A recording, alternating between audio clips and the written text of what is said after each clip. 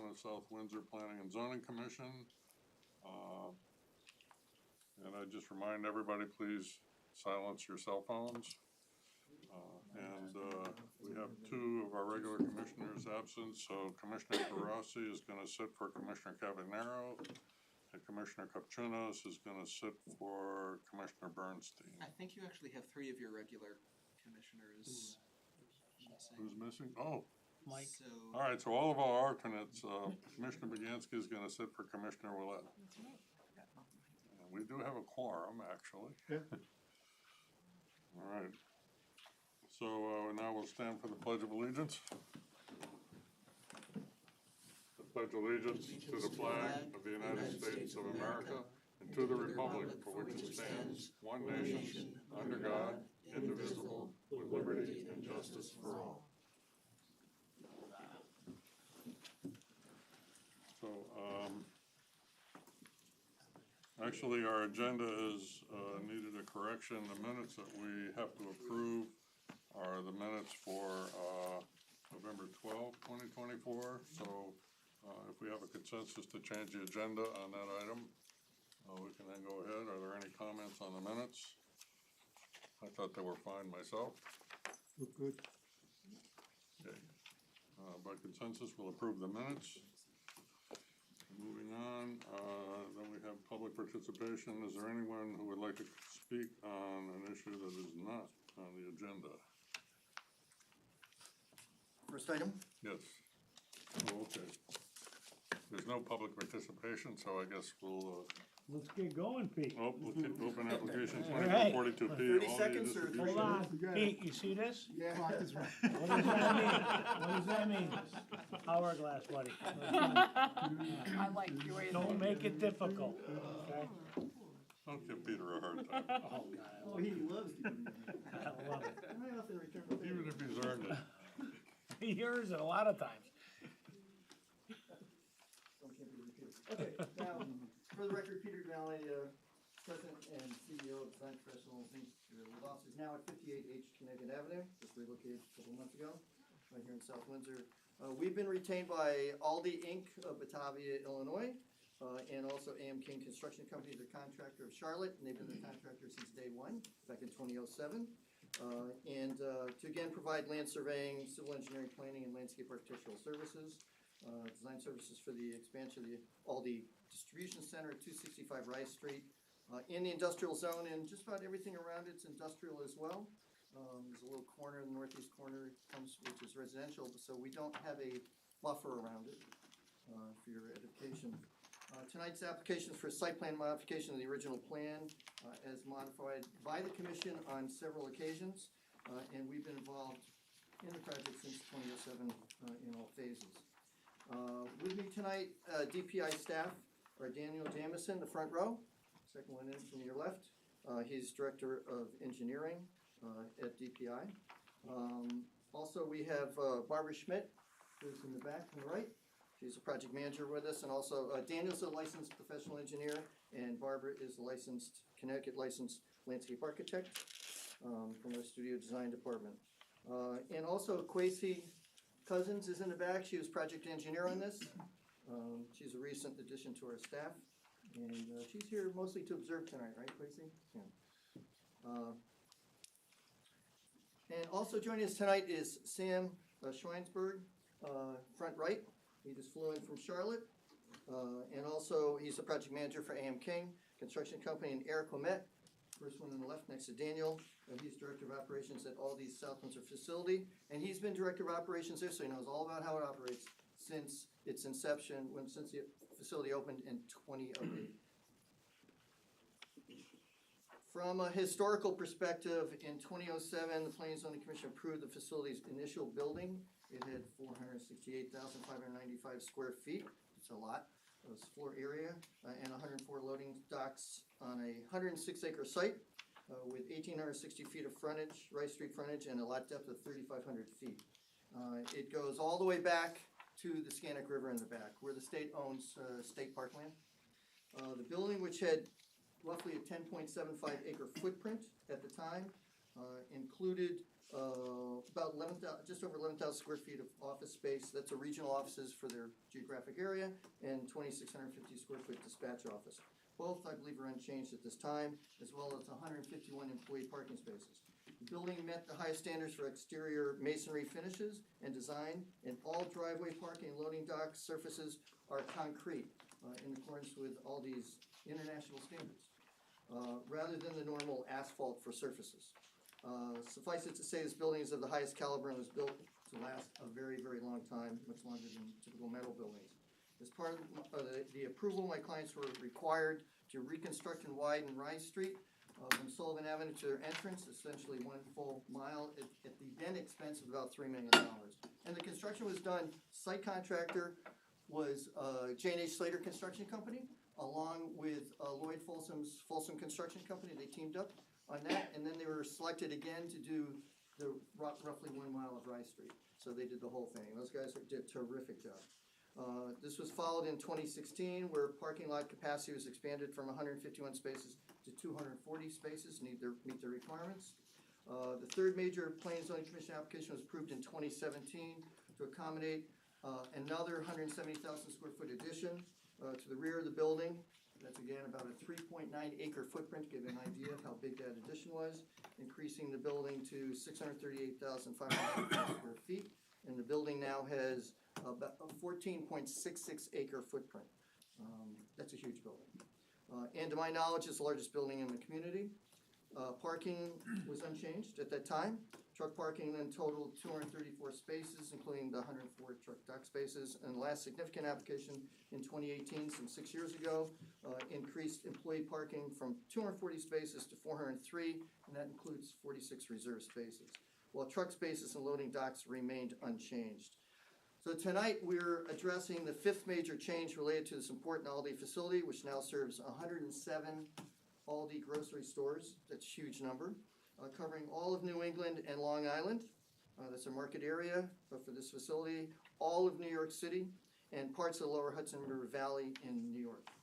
That's a large geographic area which speaks to the benefits of Northeast distribution facilities in South Windsor and Metro Hartford, primarily due to the excellent highway routing, strong labor force, and relative lack of traffic congestion compared to metropolitan New York, Greater Boston, and Lower Fairfield County. This application addresses three primary components, all of which are designed to facilitate on-site operations to reduce on- and off-site. I'm talking fast because this guy's timing me. And reduce on- and off-site vehicular congestion. Of note, pre-guardhouse queuing in South Windsor is on the low end, as Mr. Ouimet will tell you in a few minutes, on the low end compared to other large Aldi facilities nationwide, and tonight's design has been successfully implemented at other Aldi facilities, the improvements we're making. So we're thus taking preemptive corrective action to address this condition. Also, Aldi is implementing this roughly $5 million, give or take, improvement due to appreciably higher consumer demand to serve these grocery stores. So at their 107 grocery stores, the demand has just soared. A lot of it's because of COVID, rising prices, and they're very competitive price-wise, and they're very much in demand, but demand has increased appreciably at all their stores, and as a consequence, it's a much busier facility. The first component of these improvements to provide three additional, I'll go over here in a second to the exhibit, three additional inbound lanes up to the gatehouse.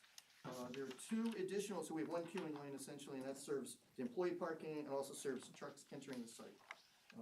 That's in all these eyes, that's deficient.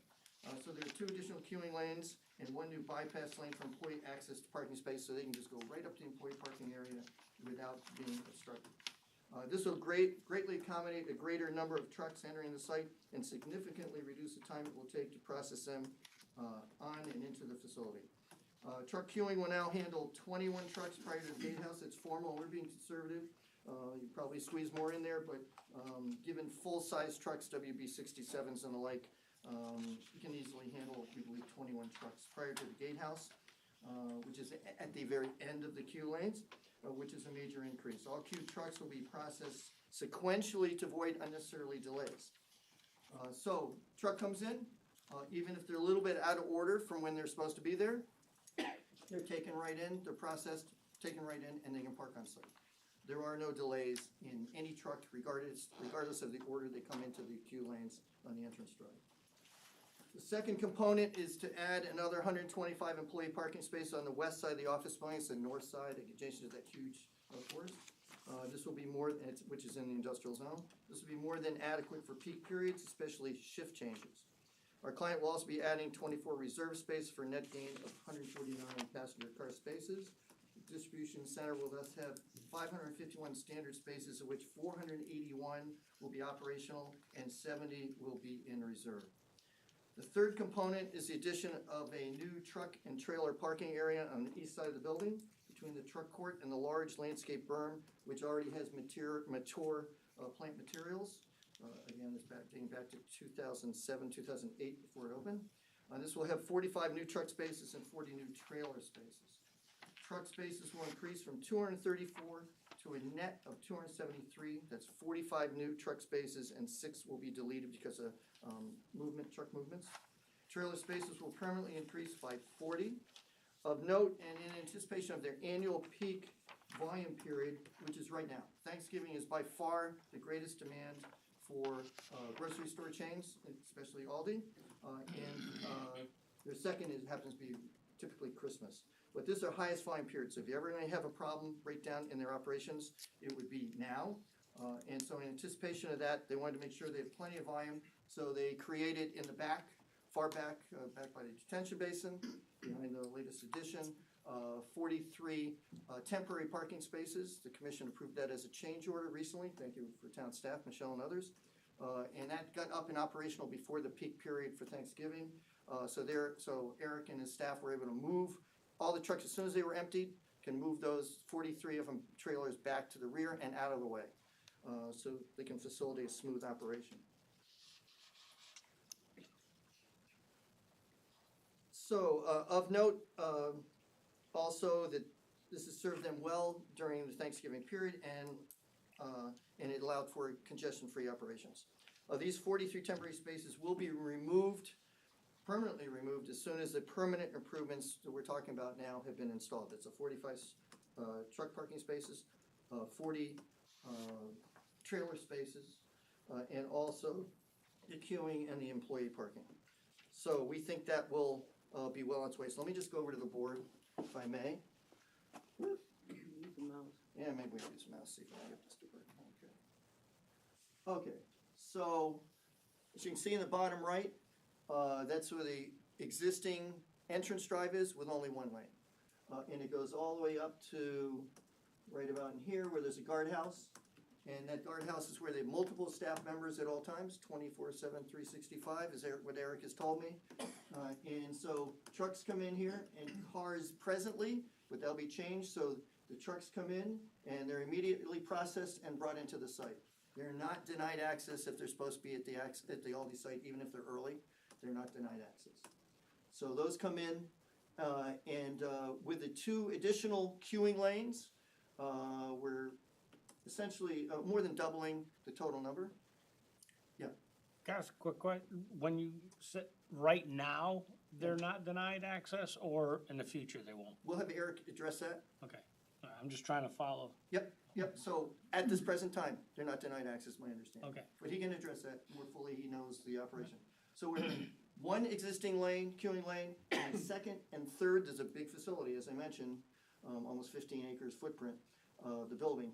And then addition to the right side of that will be for employee parking here and all the way to the back. Here's a new parking area, 125 spaces, adjacent to their, I call it the regional headquarters for New York City, Long Island, Lower Hudson Valley, and all of New England. Although stores are only in 5 of the 6 states, right? I think they're not. Yeah, they're not in Maine. They're not in Maine right now. We're not in Maine. Yep.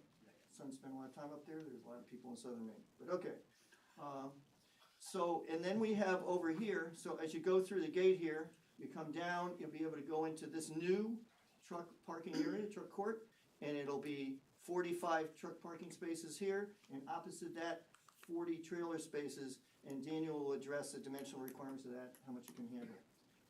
And then he also has a series of detention, water quality basins, 3 of them, serving this new truck parking area, as well as the additional lanes, queuing lanes. And right in here in the back is where they put the 43 temporary parking spaces. I think they're just gravel. Think so? Yeah, just gravel because they're just temporary. As soon as this is built, if and when you approve this, they'd like to get going with construction shortly. So it's in place well before next Thanksgiving, peak periods. And once this is built, these will permanently get removed. They don't need them anymore. It's just a temporary consideration.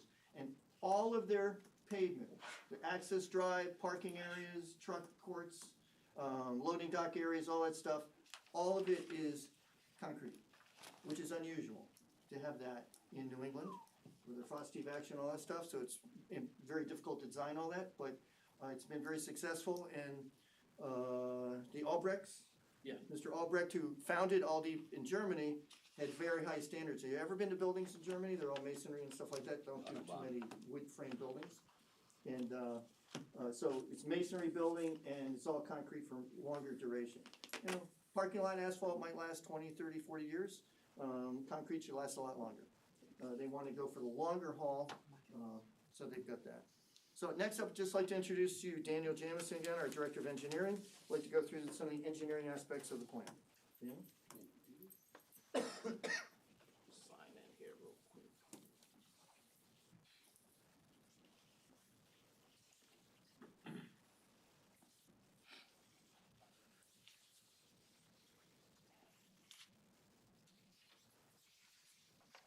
Thank you again, Peter, and good evening, members of the commission. For the record, my name is Daniel Jamison, Director of Engineering and Design Professionals and Professional Engineer in the state of Connecticut.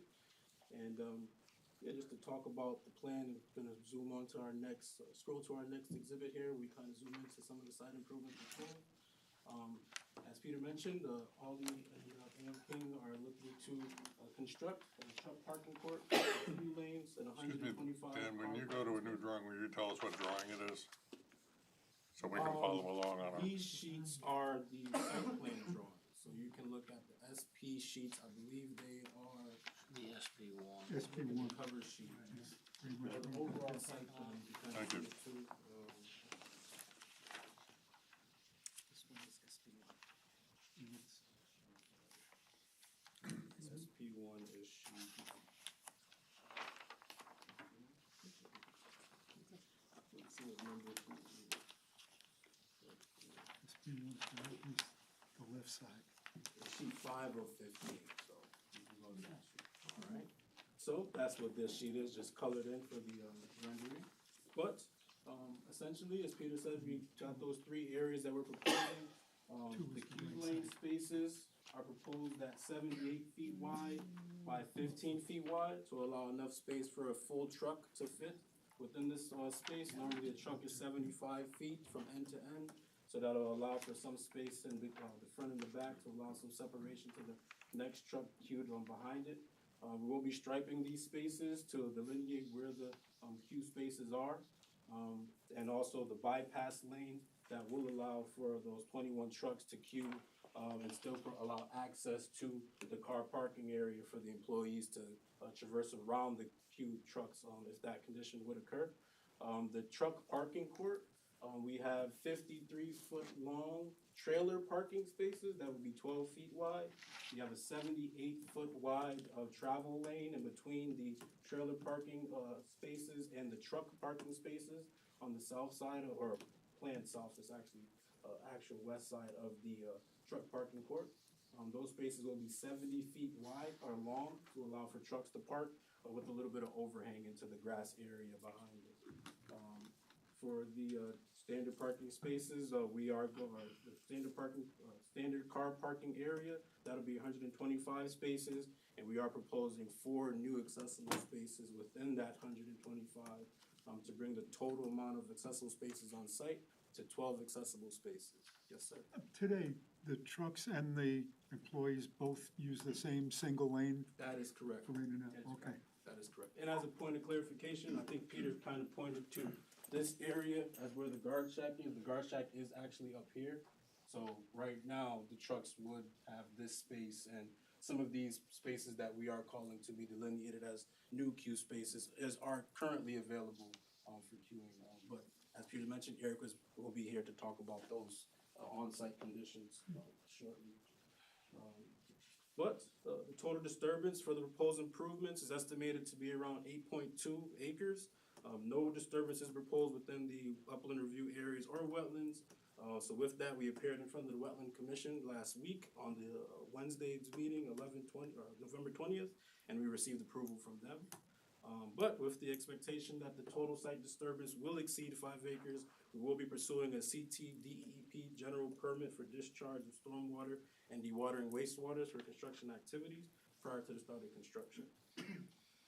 For stormwater management, the existing detention basin, which actually better showed in this exhibit here, which is in the far east side of the facility or property, northeast side of the property. We evaluated that and we found that it had adequate capacity to detain the increased and peak flows from these new impervious areas. We remodeled the existing condition peak flows to update them to new current regulations, and we found that the basin, as constructed, had adequate capacity to hold the additional runoff from the proposed impervious areas. So with that, we are proposing, and I'm going to scroll back to the figure so we can see the depression. So with that, we are proposing 3 drainage depressions, which are gonna be designed to detain the proposed condition peak flow from those areas to the 10-year storm that is expected in the existing condition. The Connecticut DOT 2002 Drainage Manual and the new 2024 Connecticut Water Quality Manual recommends that all subsurface drainage be sized to convey a 10-year storm event. So with this, we selected the 10-year storm event because we felt that since the overall basin had the capacity to detain the full site's drainage, we just wanted to introduce the new runoff to that subsurface system at a rate that wouldn't exceed the original design capacity of that system.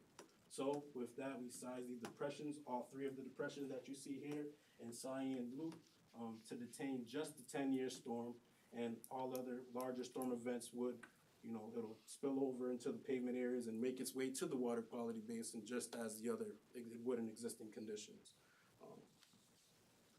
So with runoff from the car parking area, as you'll see, there's no depression adjacent to that proposed improvement, and that is because it was found out that the pipes downstream of that car parking area where it would connect into had adequate capacity to convey the runoff from that parking area. So with that, we had no detention proposed for that area. We also determined that the existing water quality volume provided in the detention basin and forebay was sufficient to retain the determined increase in required water quality volume for the site when considering a 1.3-inch rain event for the proposed improvement areas as recommended in the new 2024 Water Quality Manual, and also a 1-inch rain event for the other the existing site areas that are proposed to remain undisturbed.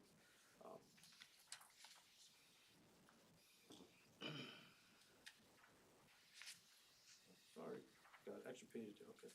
So for erosion and sedimentation controls, we followed the new guidelines of the 2024 Connecticut Erosion and Sedimentation Guidelines for selection and sizing of applicable control measures. For the car parking area, we would have, scrolling down to the next sheet, these are the erosion and sedimentation control sheets, which are actually the second sheets in that plan set. So that's sheet 2 and 3 and 4, I believe, in that plan set. We are proposing construction entrance at the car parking area and in the entrances to the truck parking courts, where those are the largest expanse of disturbances will be to control the transmission of dust into the site and onto roadways. We are proposing catch basin inlet protection for all catch basins in the vicinity of the proposed disturbances and along Rye Street to further control sediment transmission downstream and off the site. And we also are proposing 2 sediment traps and a temporary sediment basin as well within the disturbance for the depression adjacent to the truck parking area, the depression between the existing loading area and truck parking court, and also in the area adjacent to the Q lane expansion to control the transmission of sediments there while those depressions are being constructed. We did receive some comments from Town Engineer Jeff Doolittle. Our client has authorized us to make changes to the plan as requested, except for comment number 3, which asked for the consideration of a pre-guard shack entrance into the new truck parking area. Just go back to our colorful exhibit.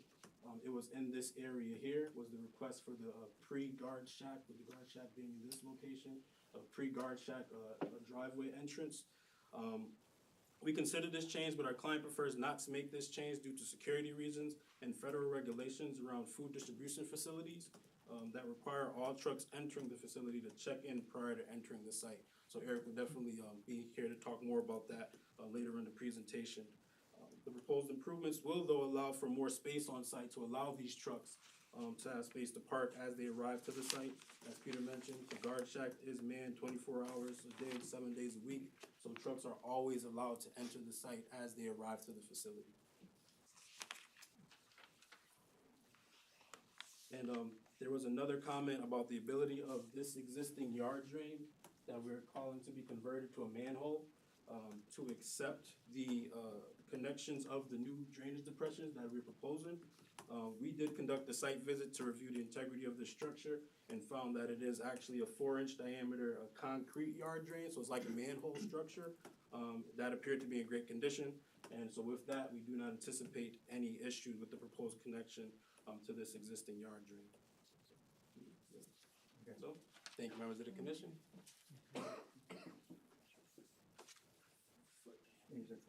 I apologize, correction, 4 foot diameter manhole, not 4 inches. I think we figured that out. There's my manhole. That's all. Or just says nothing in this business. Also, so next up, Barbara Schmidt, our project manager and licensed landscape architect in the state of Connecticut, would like to address landscape architectural elements. I'm sure it'll be of interest to Mr. Foley. I'm retired now, my friend. Oh, yeah. I don't landscape no more. Oh, I know that part, yeah. I did this place though. But it's still of interest. Good evening. As Peter mentioned, I'm Barbara Schmidt, registered landscape architect in Connecticut. This has our landscaping sheets, but there's sheets 10 and 11 in the plan set. It has our trees.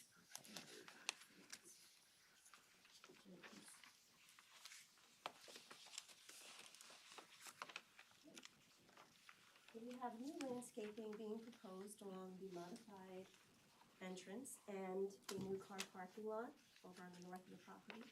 The trees along the modified entry drive are going to mirror the trees that are going to remain on the exiting side with the same complementary pattern. They had our office and the approved plans from 2007 had 221, 221. So we're going to mirror that and make the other side look just as nice as this side, with the exception of the berm that has to be regraded for the new entrance lanes. We are trying to minimize the grading along the berm to save as much of the existing buffer and berm as possible. 4 of the existing trees I have noted to be replaced with the existing eastern white pine, very fast growing, wide, thick, very, very nice buffer tree.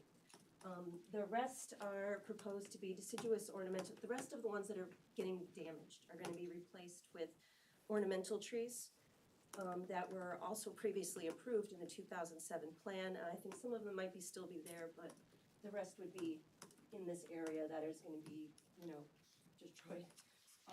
So here we have 3 coral burst crab apples and 4 autumn brilliance service berries. Since this new entrance has the truck queuing lanes, I added 3 Norway spruces, which is, very nice pyramidal evergreen tree. Right here at the entrance, there's the sign, the Aldi sign.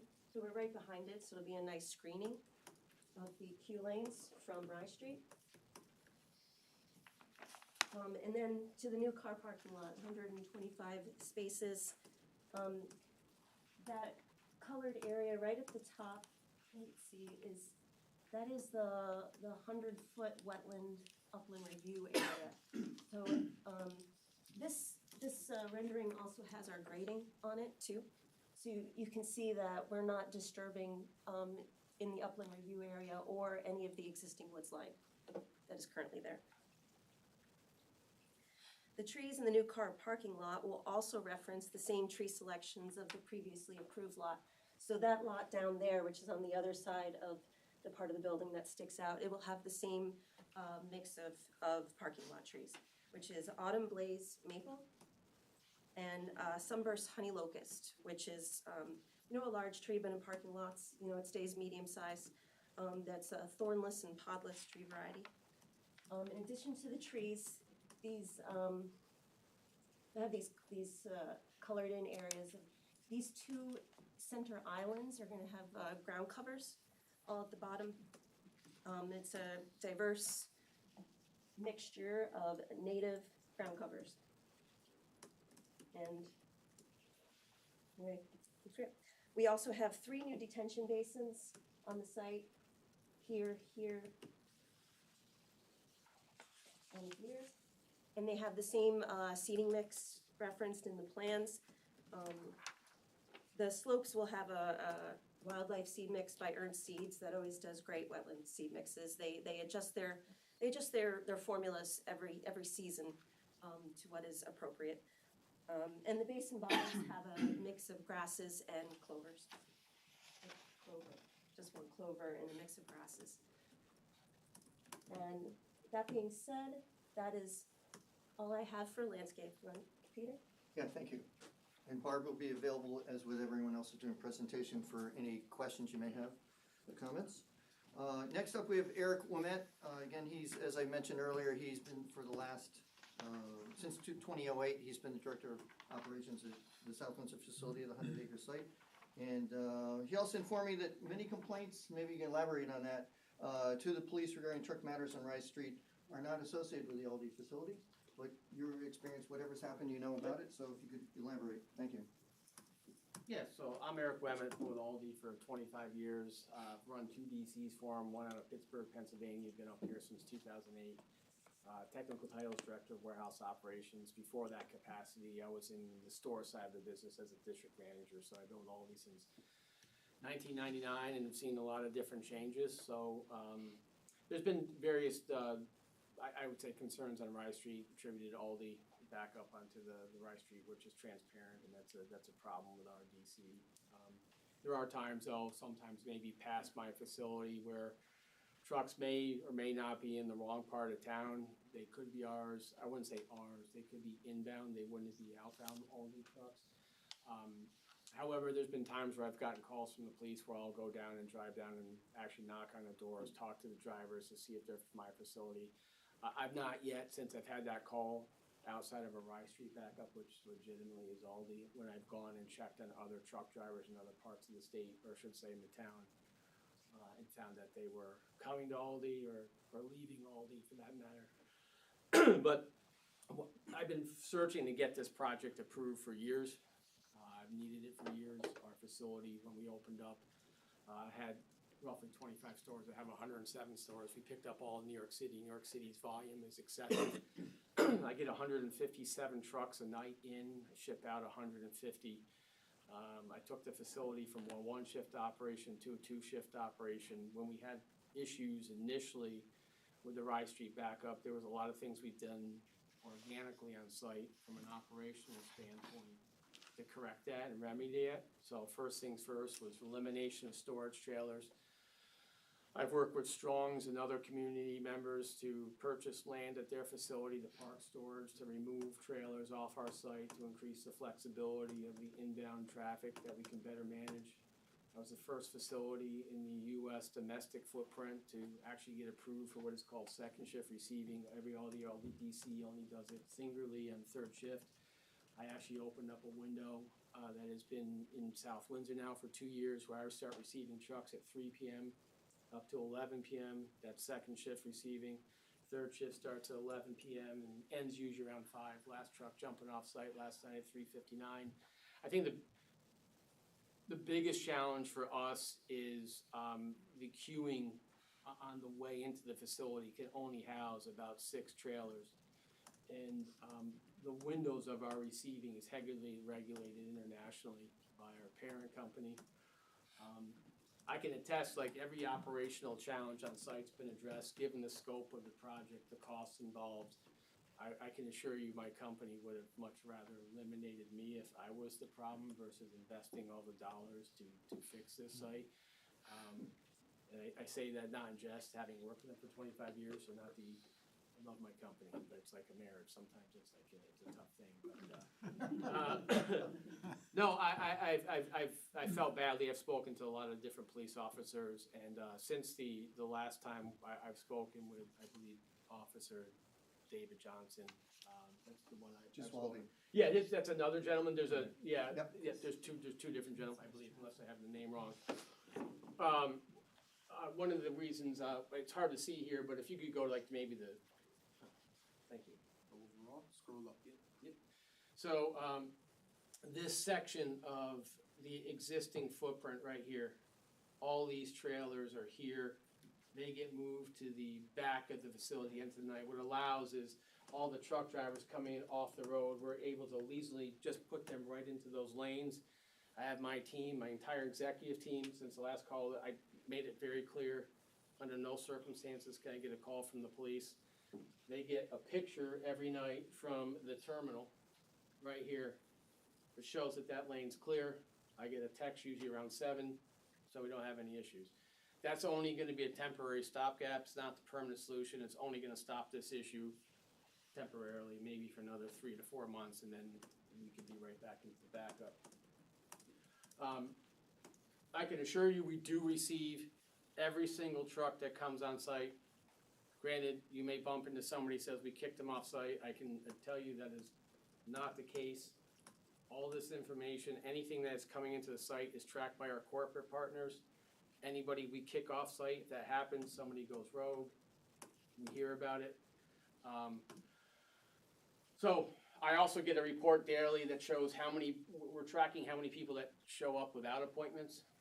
We still take them. I'm getting 20 to 25 trucks a day that, just to show you that we take them, they're not scheduled to come until like Saturday of this week. And we're taking them now because they're trying to get here for the holiday. And I take them every hour of the day because I'd rather just take it now and deal with the headache of working on it operationally, internally within the facility versus having them all show up at different points in time. So we'll take them at any given point in time of the day. And I'd say that's probably been going on for 2 years.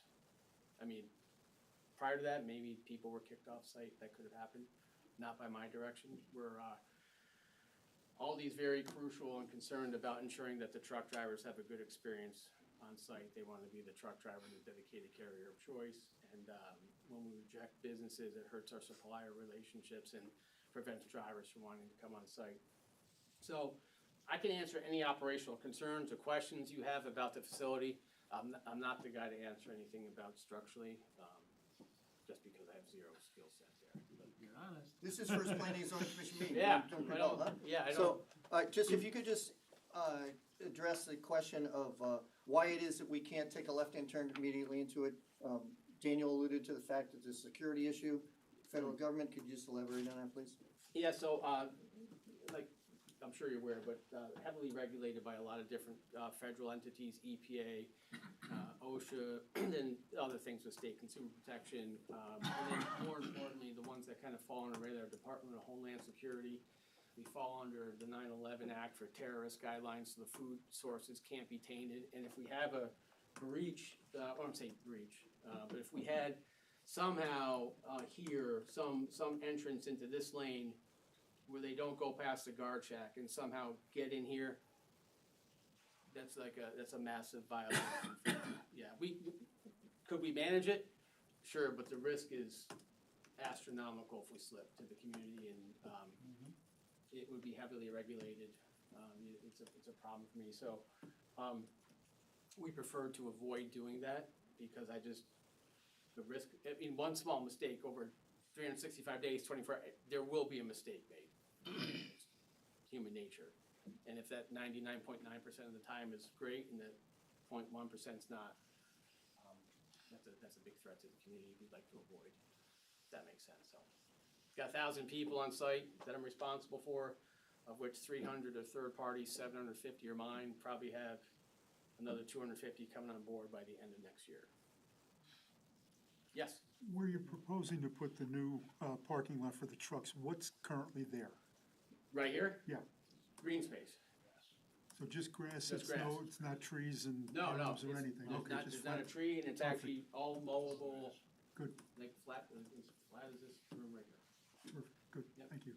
And we're gonna, just so you guys know, to make sure you can kinda understand how the operation will work, I'm putting our in-house carrier, Penske, that does all our outbound.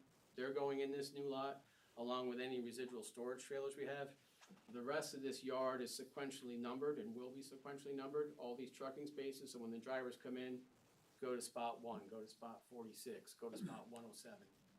Cause currently, I only can do that with half the yard, cause this is taken. Our inbound hauler has gone from needing 20 trailers to do the outbound to needing 110 to do the outbound, combined with all the inbound pressures we've had. And I've seen this queuing lane, interestingly enough, in facilities that do probably 40% of my volume that have these resources. I don't know, no offense to my NRE colleagues, I don't know how my facility was mixed, but it would, it's something I've advocated for probably 2 years to get solutions into, and it's finally come to fruition, and we're hopeful we can get this in and be a better partner to the town and avoid the issue, because the last thing we wanna do is anger everybody. Okay, so we got a couple more things to discuss. First of all is, we have requested a waiver for the pole height. It was granted previously for the facility back in 2007, and going forward. But Michelle has recommended that we not do it in the employee parking area, not go for the higher pole height. That is also the north side of the building, which is closest to Farm Estates neighborhood, which is 700 or 800 feet away, the closest house, I believe, through the big valley, which is in the industrial zone, to the residential zone where they are. That's a good idea. We agree with your idea, Michelle's idea on that, and the client has approved that. So we're not pursuing that. We only want it in the truck court area and stuff, similar to the other lighting right around that. But as far as the employee parking area, they're in agreement with Michelle's recommendation that we have lower light intensity and also lower pole heights. So we're in agreement on that. You should be aware that 800,000 employees over here, soon to be 1,000 employees. Yes, yeah, roughly 800. 800 now, and soon to be roughly 1,000 employees. They, it is probably the largest private employer in the town, and which we were hoping for at some point in the past. They didn't know it'd get this big, because remember, was it back in 2017? Aldi did a review of other facilities and who could handle the growth that they had in the Northeast, and they selected South Windsor. We had a big site. We didn't have the congestion that they have in other markets, and as a consequence, they decided to add on another 4-acre building footprint, which is one reason why we're here tonight. But also, it is the third largest taxpayer in the town. The total town assessment for this facility, based on my conversation with Mary Huda today and her staff, is $32,670,478 assessed value. I think they pay roughly $1 million a year in taxes, close to that, if my math is correct. And it's only behind, Eversource is always the biggest in this town. They got the big substations and all that stuff. They're number one by a long shot. Every pole, every wire and all that stuff is taxed, I guess. So they're number one by a lot. And then number two is, interestingly, FedEx. It's a smaller building than this, but their personal property is a lot higher. I was looking at our personal property for Aldi. They have this computerized conveyor system for the packages. They're a completely different part of the market. They're not food processing, food handling. So they packages, and it's an automated system. And at one point, I thought I heard it was almost as valuable as the entire building. So they pay. They're number two after Eversource, and then number three is Aldi. And one other thing, and that's it. OSTA has issued permits on this previously. Anything over 100,000 square feet or 200 parking spaces requires Office of State Traffic Administration permit. In fact, I think we were under State Traffic Commission originally. But they have concluded that we have zero expansion of the building itself. The roughly $3, $4, $5 million in improvements here will be, it's all external, just parking and lanes and stuff. So they're not interested in a permit. So we're not required to go before them for a modification of the present certificate. So that's what we got. And we're all available, and even Sam's here too, front row. Flew in from Charlotte, so if you have any questions for me, I'm sure he'd be happy to address them. So that's our presentation. Okay, And, thank you very much. We'll be glad to answer any questions. So we will then listen to our staff, Director of Planning Michelle Leip, and Justin Rousseau, our Assistant Planner. Thank you, Mr. Chairman. Okay, so a lot of this was covered by DPI, but I'll summarize very quickly. So this is a request for a site plan modification to construct a car parking lot, truck queuing lanes, and truck parking lot to alleviate existing queuing issues along Rye Street on property located at 295 Rye Street, industrial zone. Access to the site will continue to be from the existing entrance on Rye Street. The driveway will be expanded to accommodate truck queuing lane and bypass lane. Line striping has been added to identify queuing lanes, and signage is proposed to prevent trucks from queuing in the bypass lane. The proposed impervious coverage with the additional parking is 38%, where 65% is allowed. It appears that all other zoning requirements are being met. To comply with our level 2 EV ready parking space wiring requirements, the applicant has provided 4 EV ready spaces in addition to the existing 10 EVSE installed spaces that meets their 10% requirement. And finally, the Inland Wetlands Agency and Conservation Commission approved this application at their November 20th meeting with standard approval conditions and recommendation of a $15,000 bond for erosion and sedimentation control and $10,000 for establishment of the stormwater structures. And we have engineering comments that Michelle, Director of Planning, will read. Yeah, so Jeff Jewell did review this and sent comments to Daniel Jamison. They're mainly technical in nature. I think the biggest issue was the one of whether or not a cut-through could come through the island into that direct parking lot. And I think we've heard tonight for security reasons and a variety of other reasons it's not allowed. I guess the biggest concern Jeff has, and we have had all along, is that we have adequate queuing to get trucks off of Rye Street and up into the facility, you know, as efficiently as possible. So to that end, I was just kind of wondering what kind of timing it took to register somebody. Is it, 3 minutes, 10 minutes, whatever?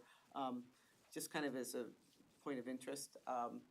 But just secondly, just to comment that I know that it's been represented tonight that any truck is accepted. I know a couple years ago we would get, hearsay comments, and I'm not saying that, they were turned away from Aldi's or whatever. So this has kind of been an off and on problem for a while that, we appreciate Aldi taking the steps. I know our previous chairman had a lot of issues with it periodically, so I know he'd be happy to hear about these improvements coming forward. So it's been a great partnership with Aldi all along here. So I think the technical comments that Jeff has will be accommodated in the revised plans that come in, part of the final plans. Do you want Eric to address that one point? The time, how long it takes? Yeah, I just would be curious, just maybe for the commission's Chair would like that? edification. Yeah, I mean, so you're saying 21 will be queued there as a max, and it just is it 2 minutes to get them or 10 minutes? Just kind of wondering. Just to make sure I'm on the same page, you're talking about, so once they hit the guard. Yeah, at the threshold- guardhouse. Are you there for 5 minutes? You're there for a minute?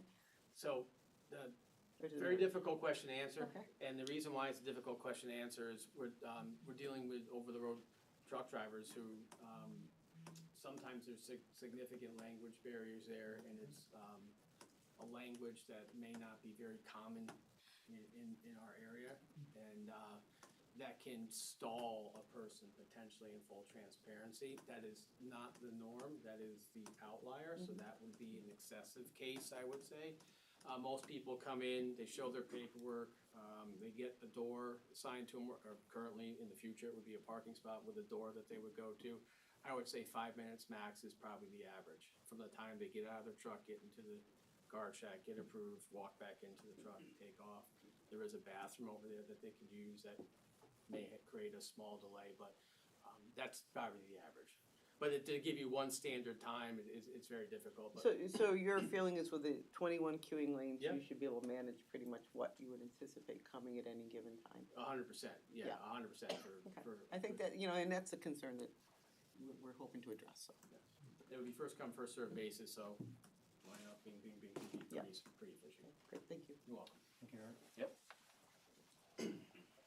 That'd be it, Mr. Chair. Okay, so, why don't we start with Commissioner Kupchinos? Do you have any comments or questions? No real questions. I don't think anybody even really notices this building is there, to be honest, if you drive down Rye Street, so. Commissioner Boganski? Yeah, I think the only thing I would say, you're right, nobody really notices, so the idea of kind of addressing the queuing, because I have heard from some people that can get a little tricky. But other than that, I don't have any, I thought that was pretty thorough. Commissioner Dexter? Just out of curiosity, are the trucks that are queued up running the whole time? I mean, I'm guessing they are, I would but, assume so, I don't know, they, like, I'm sure, I would say probably they are, I don't know how many would turn them off, yeah. oh, just curious, that's it. Commissioner Foley? No, long-awaited project, actually. Our previous chairman would be excited to hear that this is happening. One thing, I worked on the site back when it was built. I would ask that you take the care that A.M. King took back when I first worked with them. Whoever does the landscaping, they did require that all the plant material was inspected before it got placed on the site, so that it does have the quality. We're so used to nowadays landscapers coming in and with what they have and you accept it. I ask that you don't do that, you continue the quality that you do have, so. You're- And I You're would. both nodding in affirmative. Yes, well, A.M. King was an outstanding company to work for. The temporary parking in the back, the Thanksgiving, Christmas, Easter, those times where it's a big influx, is there a reason to put that back to green space, or could that be left a shell? If you wanna ask the operator, I'd gladly take it and left that shell, I mean, but I'm just there, telling. There's no reason from a zoning perspective why it would have to be turned back to green space. I would request that as a commission that we would leave that in place, not utilize it on a weekly basis for you, No, I'd like, but Emergency, yeah. not emergency, holiday like 4th of July, Christmas, Easter, Gun that you control. utilize it, Yeah. don't abuse it, we'll give it to you, but don't. Yeah. I don't see the reason to go back to green If, space. if you, it looks like Eric's in agreement with that, if you could kindly make sure that's a approval condition, you put it as approval condition, you're allowing that to remain. Yes, because what we don't want is trucks on Rye. Yep. Yeah. But again, Yeah. speed up your queuing, and I understand what you're talking about, language barriers, dealing with trucks all the time. But let's get that smoothed out, but I would say leave that as a gravel. Okay, if our client's I'm comfortable sure with he's that? good with that. yeah, I have no objections to that, I don't wanna lose any space. We did represent in our application that was going to be removed. So again, if you could just make sure that's approval I think we condition that it can remain, and the Planning and Zoning Commission blesses it. Thank you. Anything else? Comments. Commissioner Materi? I agree with the comments that were here. I thought it was a great presentation, very clear.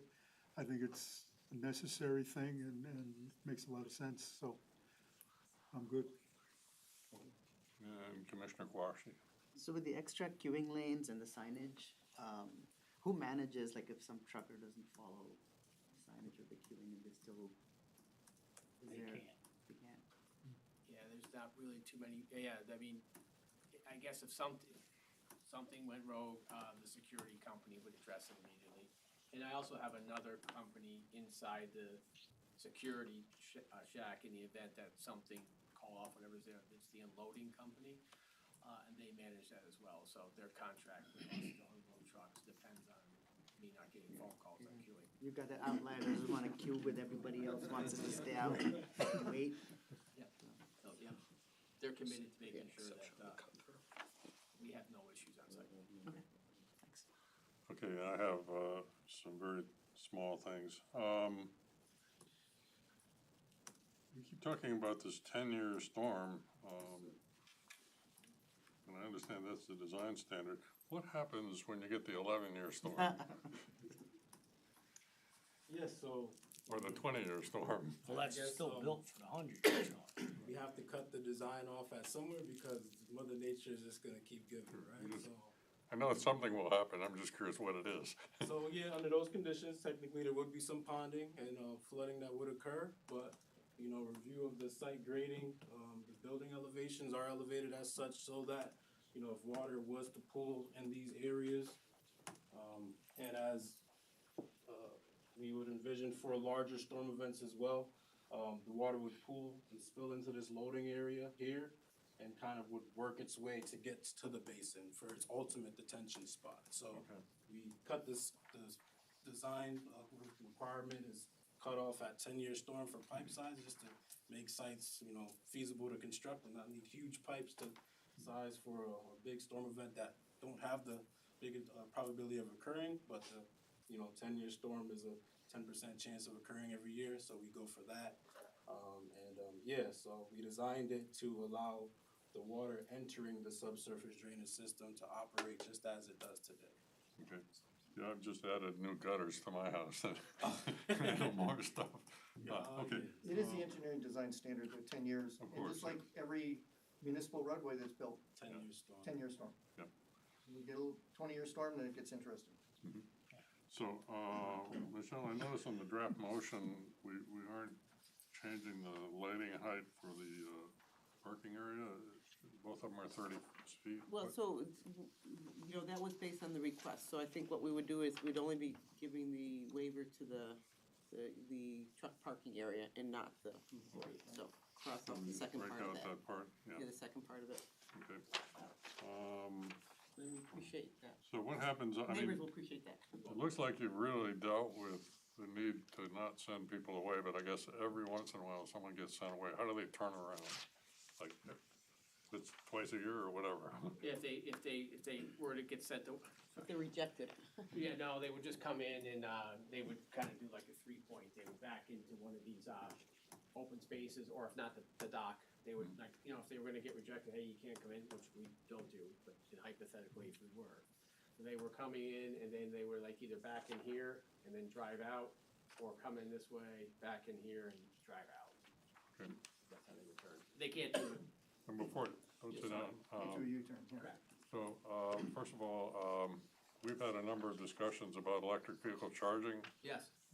One of the ideas of the spaces in a site like this is to provide EV charging for workers. I've always been curious how that's actually working out.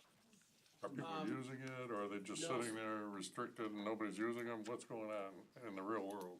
So here's the full answer. They're restricted to electric vehicles only. They're used, the vast majority of the associates that come on site do not have electric cars. Just it's cost prohibitive for some of our employees. When I'm not there on third shift, I do notice, in full transparency, a lot of people with ICE cars are parked in them that we have to tell and move. But we do monitor and police it. For the people who do have the electric cars, some of the truck drivers, some other executives in the facility, they really enjoy it. Aldi picks up the entire tab, and it's a nice benefit for, I think it's good. I mean, it would probably be future-proof, but right now, there's many people on site are, that's an expensive option for them. I mean, this is an area where we're trying to lead the market. Yeah. So, okay. I like them. The other thing too, outside of this, our company's completely committed to sustainability. I'm pretty confident, even if it wasn't a request, we would be putting them in, because we put them in to all our stores that have parking spots. Not so much in New York City, so parking spots. Okay.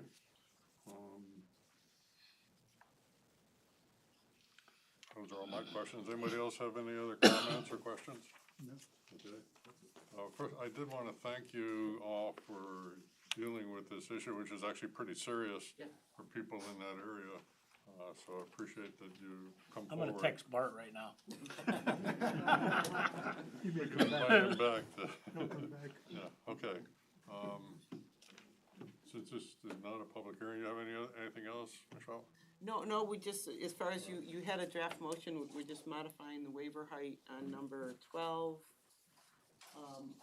Jeff Doolittle's comment, we're gonna eliminate comment number 3, which was about the cut through, and then lastly, the temporary parking can remain. Those would be the changes to the draft.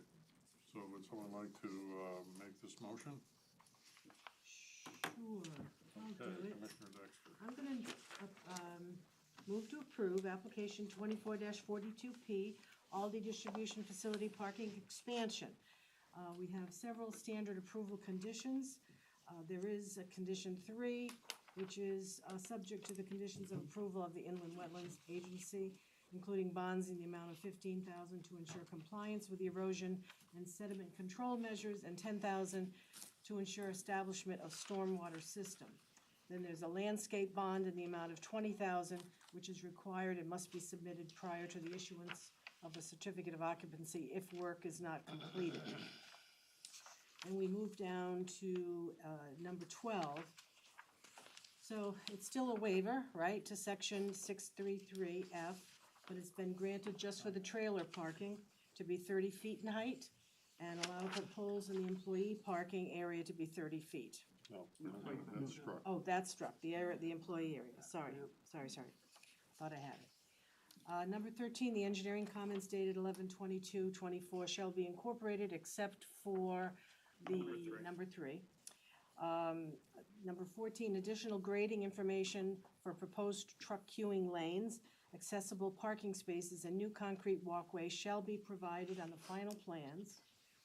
Number 15, detailed light fixture specifications and cut sheets shall be provided on the final plans. Lighting levels in the new parking area should be lowered to be more consistent with typical parking lot levels. And then 16, we added in to allow the temporary parking area to remain. Did I miss anything? Okay, any discussion, or do we have a Second. Second from Commissioner Viteri. Any other discussion on this? Okay, in that case, we'll have a vote. All those in favor say aye. Aye. Any opposed? Passes unanimously. Thank you. Worth the trip.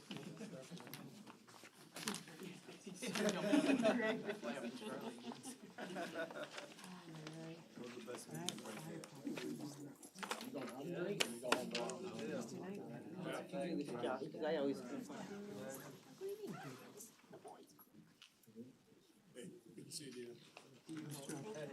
Thank you very much, thank you. Thank you very much, thank you again, guys, thank you. Thank you. Thank you, appreciate it. No problem. Good job, you guys. Yeah, I don't know, it's totally throw me out. Thank you. Okay, getting us back to order here, item number 2 is a discussion with the Public Building Commission Chair, Matt Montana, and other PBC members regarding the use of the old Orchard Hill School as a site for the new Parks and Recreation facility.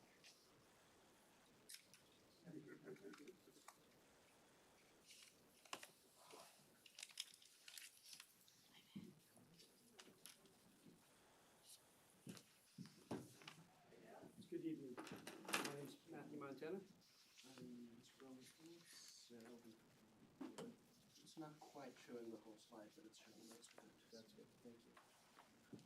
Once again, my name's Matthew Montana, acting PBC chairperson. Through a resolution from town council, the PBC was asked to review and coordinate PBC findings for a potential park and rec facility with planning and zoning commission. We wanted to reach out to the Planning and Zoning Commission so you can see and comment on our research and findings. The PBC engaged Collier's project leaders as our owner's representation, and with us is Charles Warrington. The PBC also hired an architectural firm, Lisenberry, Carey, and Mellett, and with me is Tom Carey, who will go through a presentation shortly. We were asked to see if the old Orchard Hill School could be repurposed as a new park and rec facility.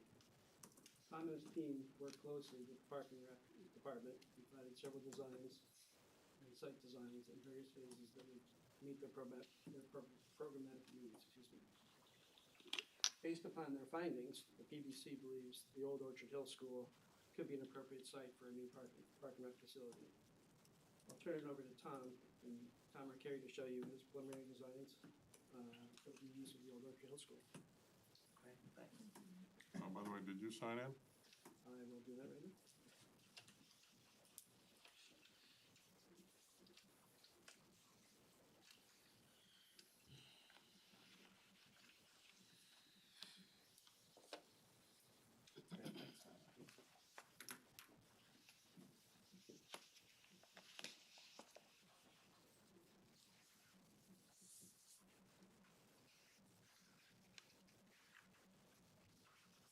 Good evening, thank you. Tom Arcari with QA&M Architecture, 195 Scott Swamp Road, Farmington, Connecticut. So we have been working with the Public Building Commission and Parks and Rec Department to evaluate the Old Orchard Hill School for use as a Parks and Rec / community center facility. In synopsis, we went through a number of steps, including a detailed programmatic review. Parks and Rec had presented us a program, long-term program needs of approximately 80,000 square feet. This included a gymnasium, a field house, auditorium, some larger programmatic elements. It also included about 45,000 square feet of activity space, daycare space, multifunction rooms. And we were tasked to determine if the Orchard Hills School site could accommodate that. Let's see if we can go down. This is the existing Old Orchard Hill School. You can see this is Foster Street. This is the old bus drop-off and parking. At the rear of the site, you can see there are some portables there, and then there's a playscape, and then here are all of the athletic fields associated with the adjacent schools, the Orchard Hill School and the Townley Middle School. One of our tasks was not only to evaluate the program, but to do a feasibility study of the existing school. We walked through the school with our entire team, identified a number of things that need upgrades in the building. The building needs a new roof, it needs ideally some windows, and the portables are in awful condition. We recommend that the portables now be removed. There is no real physical need for this. We've also identified that the building has a significant code compliance issue. The second floor of what we'll call I guess this is the north wing. The second floor of this building has only one egress, one code compliant stair egress. The other stair is open, does not comply. As well as the second floor of that building and the lower level aren't fully handicap accessible. So what we've determined is that the building itself requires some upgrades and needs some significant improvements for accessibility in order to continue functioning. Parks and Rec is currently in the facility and they are working. Here's the overall site. We did get some help from our local engineers. PDI heard from them this evening. They gave us some files. Michelle helped us to put a full composite survey of all the sites together. In the process of our evaluation, you can see that the old Orchard Hill School is here, and these are the new schools, and the athletic fields are in the middle. So, one of the things we did was to start with the site evaluations and determine how could we make the site evaluation, how can we make improvements to the site conceptually long-term to meet the overall needs. The existing building, and I'll show you that in a little while, meets approximately 50,000 square feet of the Parks and Rec Department's needs. There are a lot of spaces in the building that can accommodate the multifunction, the daycare services, meeting room space.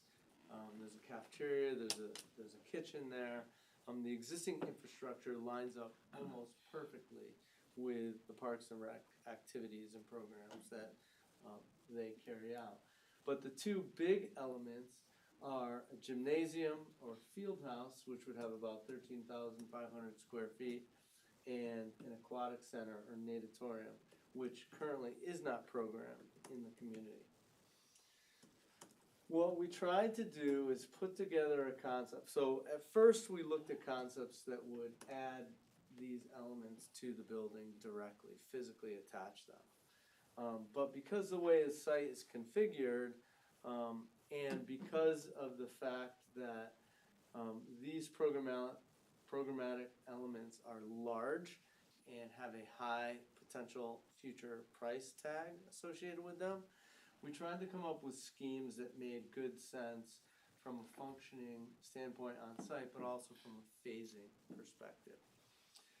In this particular first scheme, what we've concluded is, or at least what we proposed, is one, to eliminate the bus drop-off at the front of the building, provide new parking area close to the building, new accessible parking spaces, and a new accessible route.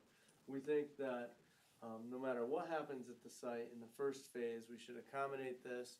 The bus loop is not needed anymore. You could still have bus drop-off if we needed, but this would allow additional parking and allow it directly adjacent to the building. What we've also recommended is parking behind the building, which would allow drop-off and a private entrance for the daycare programming. Right now they have some security issues associated with the daycare program needing to be isolated from everyday general recreation use. This would allow a separate entrance and it would allow drop-off. This would also allow access to the recreation fields, parking and accessible parking directly adjacent to the recreational fields. In this iteration, we were proposing to locate the future gym and aquatic facility in this corner of the site, which is currently a wooded area of the site. We would relocate or just update the playscape directly adjacent to the play facilities. This would allow future development of these two programs. It also puts the aquatic center close to the school for potential interactive programming with the school facilities. This would allow the soccer field to stay where they are. And I'll go through these sort of quickly, and then we can come back and have a conversation about it. One of our earlier concepts was to actually create a connection between the front of the site and the back of the site.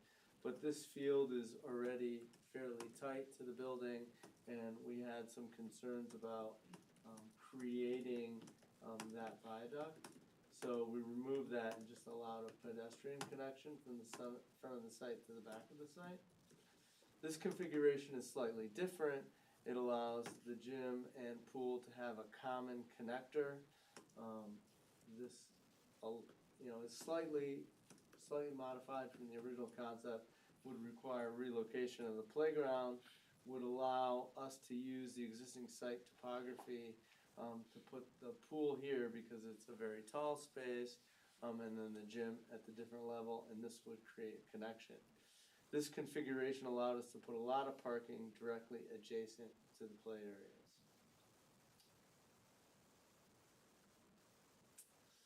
The third scheme took a little bit of a different approach, and this is something that came through discussion with the Public Building Commission. And the idea is to use the front of the site, which is flat, for a proposed future recreation facility. We could expand the parking at the front of the building, provide full accessibility to the building, and then take this baseball field and relocate it to the back corner of the site. There's room to do it. We would have to create some retaining to accommodate that, But currently, this baseball facility is essentially launching baseballs onto the building's roof over here. In all of these schemes, there is enough space on site to accommodate a future development of aquatic center and a field house, as well as support the programming that's within the existing building. In this scheme, we would propose a pedestrian viaduct from front to the back of the site, but interestingly enough, in this scheme, we would propose a vehicular and walking connection across the middle of the site. This would improve connection from the school.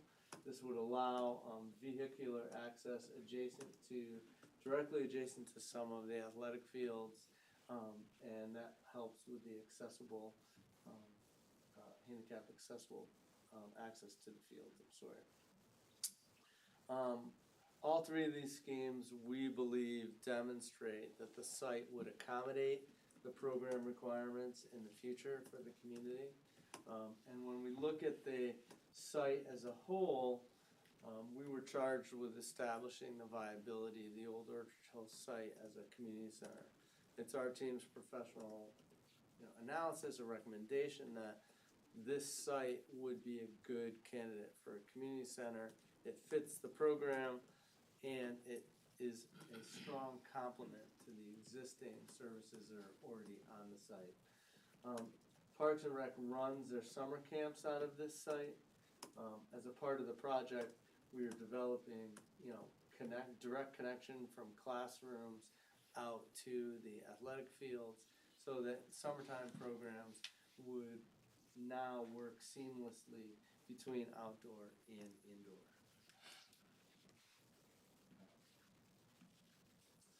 One of the strongest parts of all three of these schemes is that they can be phased in.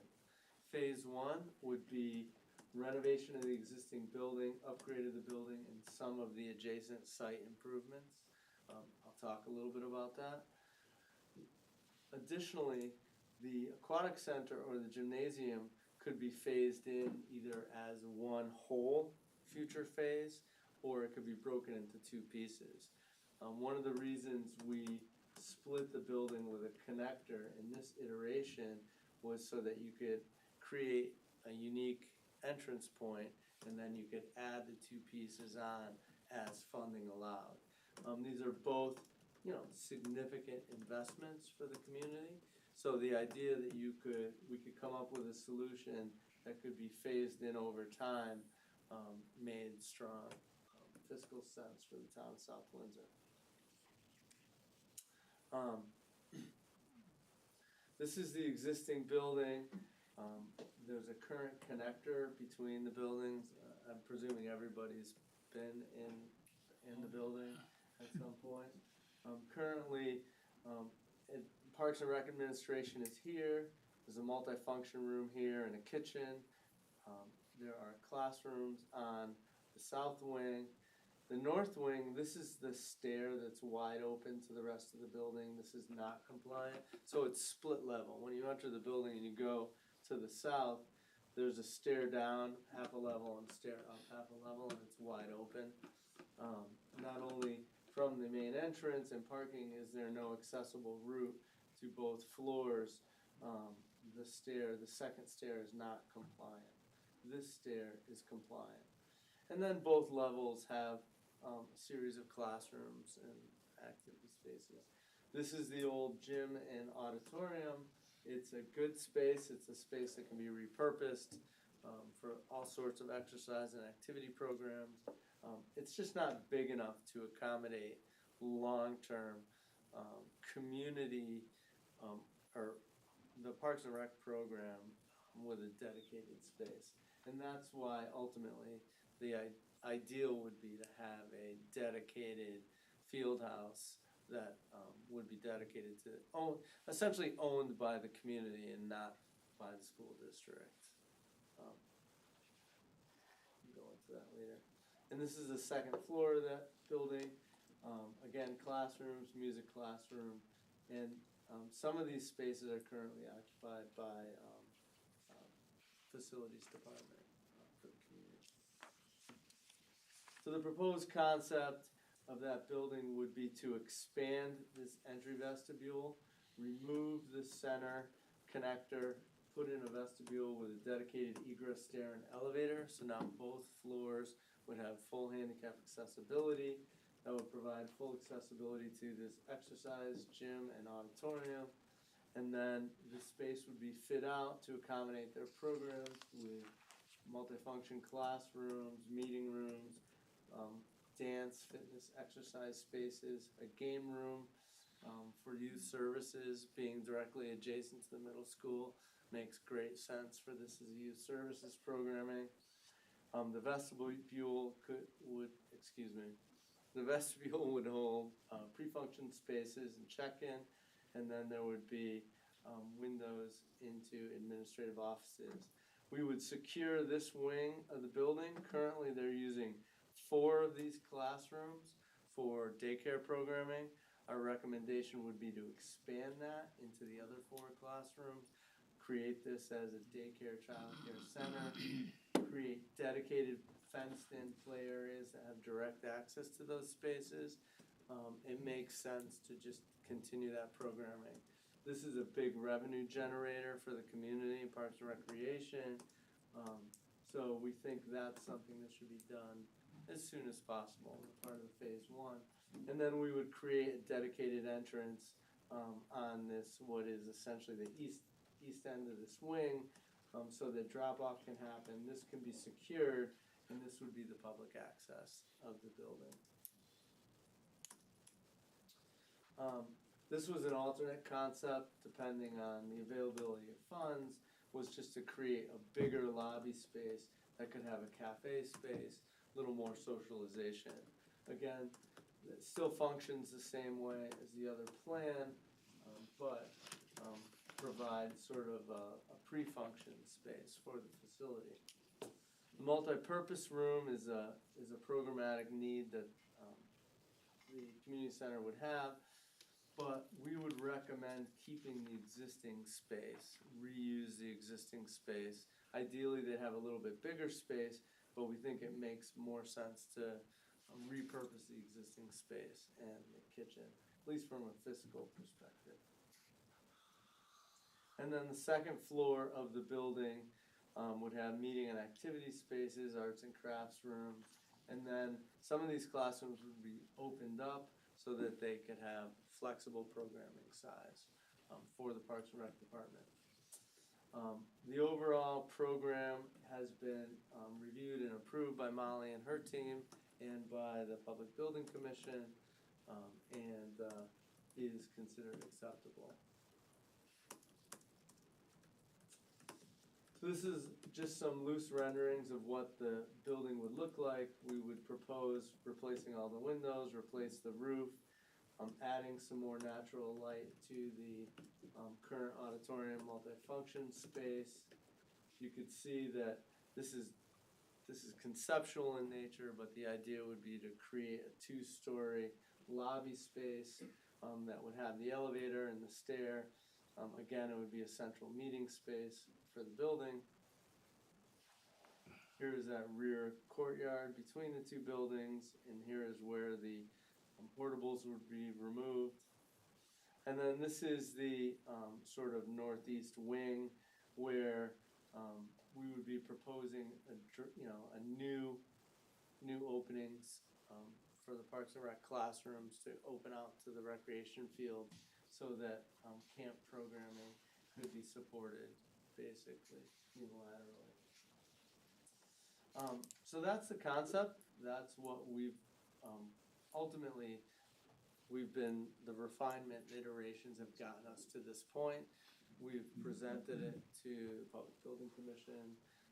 Public Building Commission likes the approach of the project. We've had informal presentations with town council, pluses and minuses that have come out of that. Ultimately, they like the concept of the ability to phase the project. They would like some more financial information about the project itself. But they've asked us to come, present to you what we're working on, and get your feedback, get your thoughts about the project.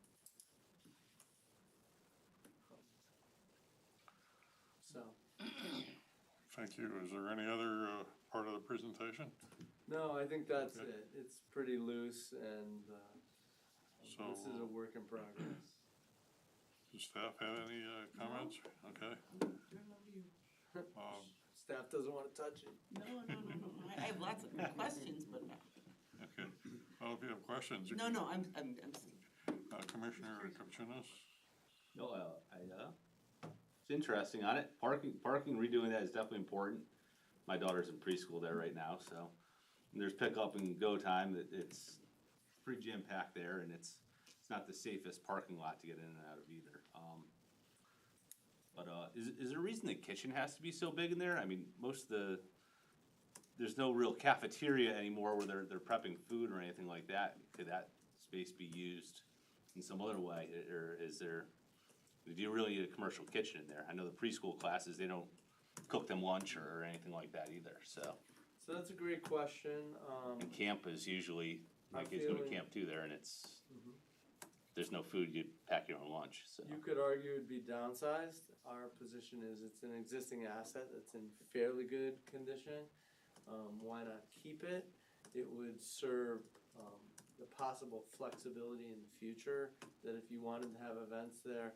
A lot of community centers throughout the state rent that program space for revenue generation. West Hartford's is a great example of that, their old community center. Their old meeting space at the old town hall, they rent it out for family receptions, wedding receptions. So then the kitchen can be used as either just a warming kitchen or a catering kitchen. And I mean, there is the capacity to prepare, full meals, long term. As a community resource, this is not your shelter, but it can be used as a heating and cooling center, particularly for your seniors. So if there is an event in the community and the shelter's overwhelmed, this is a secondary resource. So if you have the kitchen, we think it's worth keeping, but I do think you make a good point on a daily basis. It's not used more than making a sandwich, maybe. So what really had on it? Commissioner Baganski? So I've heard the presentation a few times at the town council meetings too. I think that utilizing a building that's existing in town is a brilliant idea. I love the idea of kind of doing the parking separate and kind of the entranceway separate for the daycare center. That makes sense from a security function perspective. And obviously, I like the way the idea of kind of phasing it out, giving the opportunity, just because it would be a big ticket item if we're gonna try to do everything at once. So I support all the entire idea of the way that's being proposed. I think when you talk, I'm sorry. Go ahead. No, go ahead. You can Talk respond. about the phasing. Realistically, the first phase of the work would be upgrade the building, create the new lobby so that we can address the accessibility and the code compliance issues, provide new mechanicals for the building, expand the daycare into those 4 spaces and get that revenue generation and, get those added services for the community, make the play areas, do some of the parking upgrades, at least at the front, so we have an accessible path. I'd ideally like to see the drop-off made at the back of the building. Not only will that serve the building programmatically, but it also provide, direct parking and access for the athletic fields, which I think would be a benefit. All of the work in this area would be sort of, again, phased in 1 or 2 times, depending on what the final approach or, long-term vision is. But, this can all be accomplished. This is all, sort of at the purview of the community, demand of the community. This is probably a little too premature, but phase 1, doing everything you kind of just mentioned, how long would a project like that take? The construction of phase 1 is probably about a year, 10 months to do that construction work. 15 months probably. Depending on how it's broken out, and depending on how it's phased. Realistically, we don't want services in there while we're doing the construction, but we could possibly do half the building and half the building. Again, that takes longer, it costs more money, so that's a conversation that would be had as the project develops a little further along the line.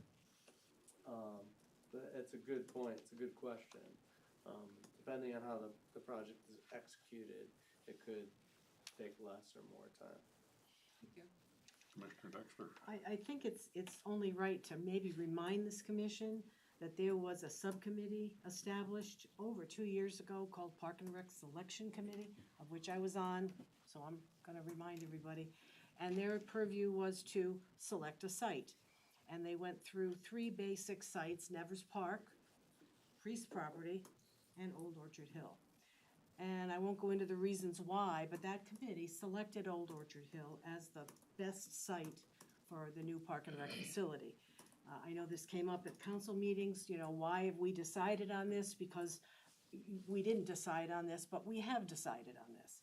So that's kind of the starting point, and I just wanna make that comment at this point in the discussion. Otherwise, I like it. Commissioner Foley. Well, I think that's fiduciary responsibility when you take an existing structure with infrastructure and you utilize it. That's right. Other than that, building things from brand new would cost a lot, even though we know renovating does cost money. This is existing. So I like concept 2. I'm not a believer in taking away athletic fields because you'll never get it back. I don't care what anybody says. That baseball field, there ain't a kid in this town unless they made it to the majors, are gonna hit a ball on top of that school. So we're gonna eliminate that comment. I coached on that field.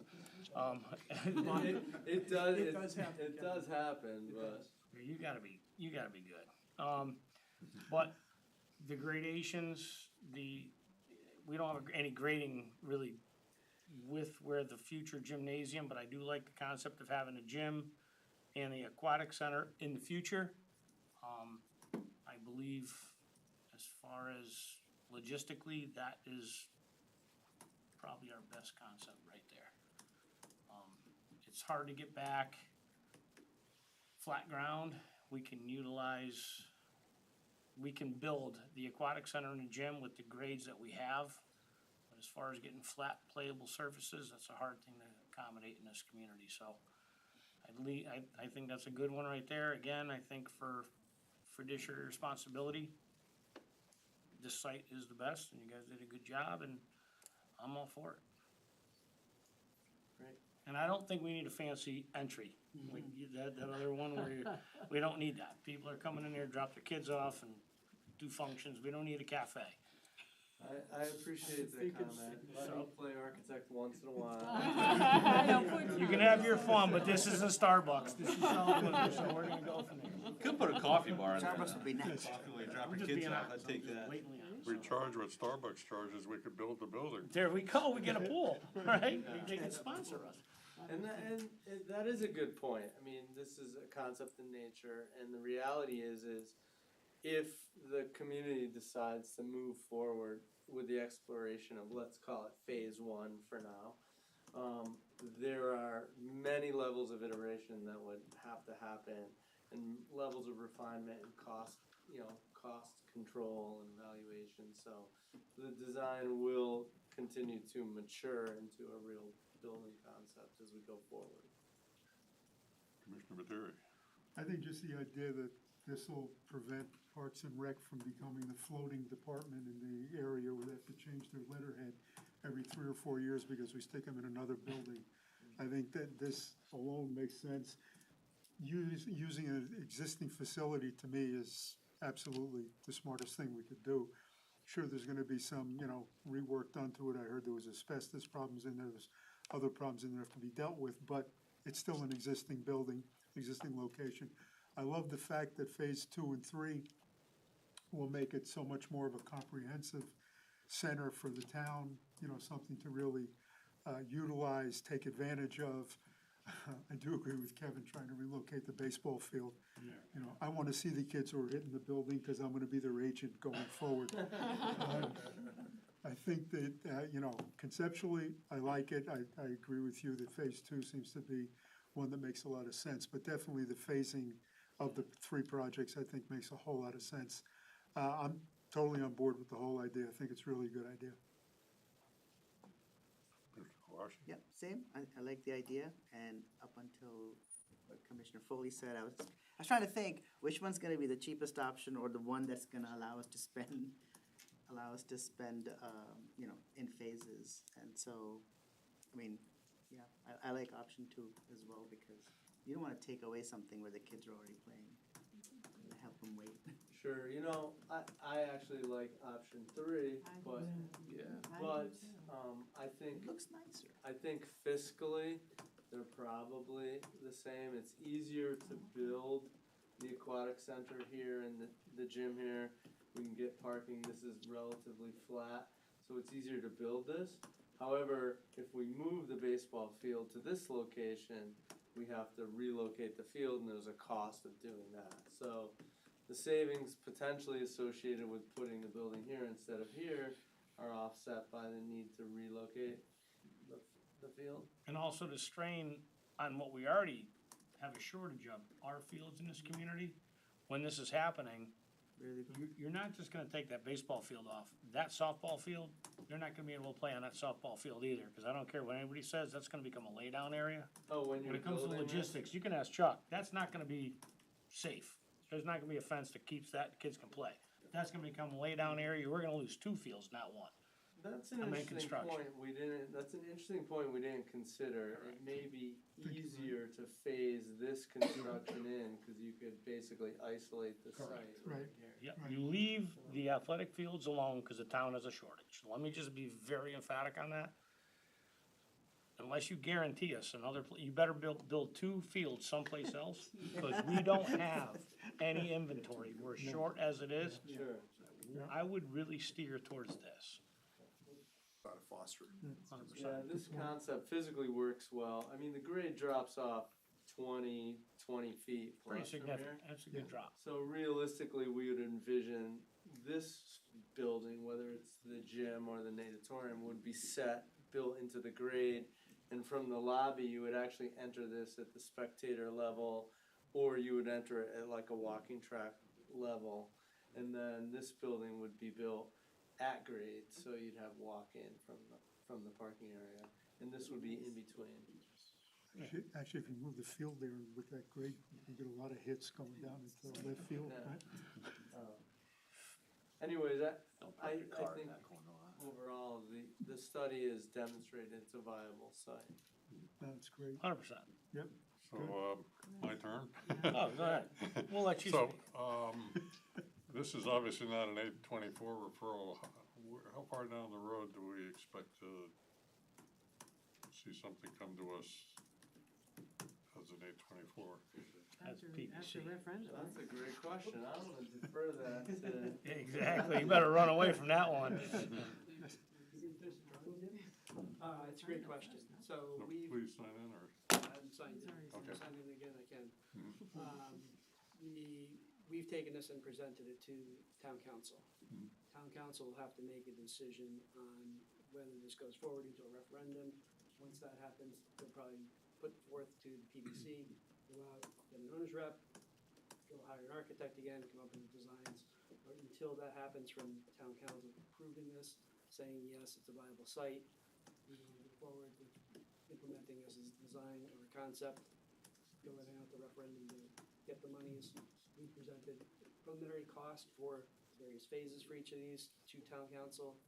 We're going back, I think, December 9th, having another discussion with them about this project and working holistically with the whole town on various schooling, fields, and other locations. So that's on December 9th. But this is just so you guys kind of see what we were working on together.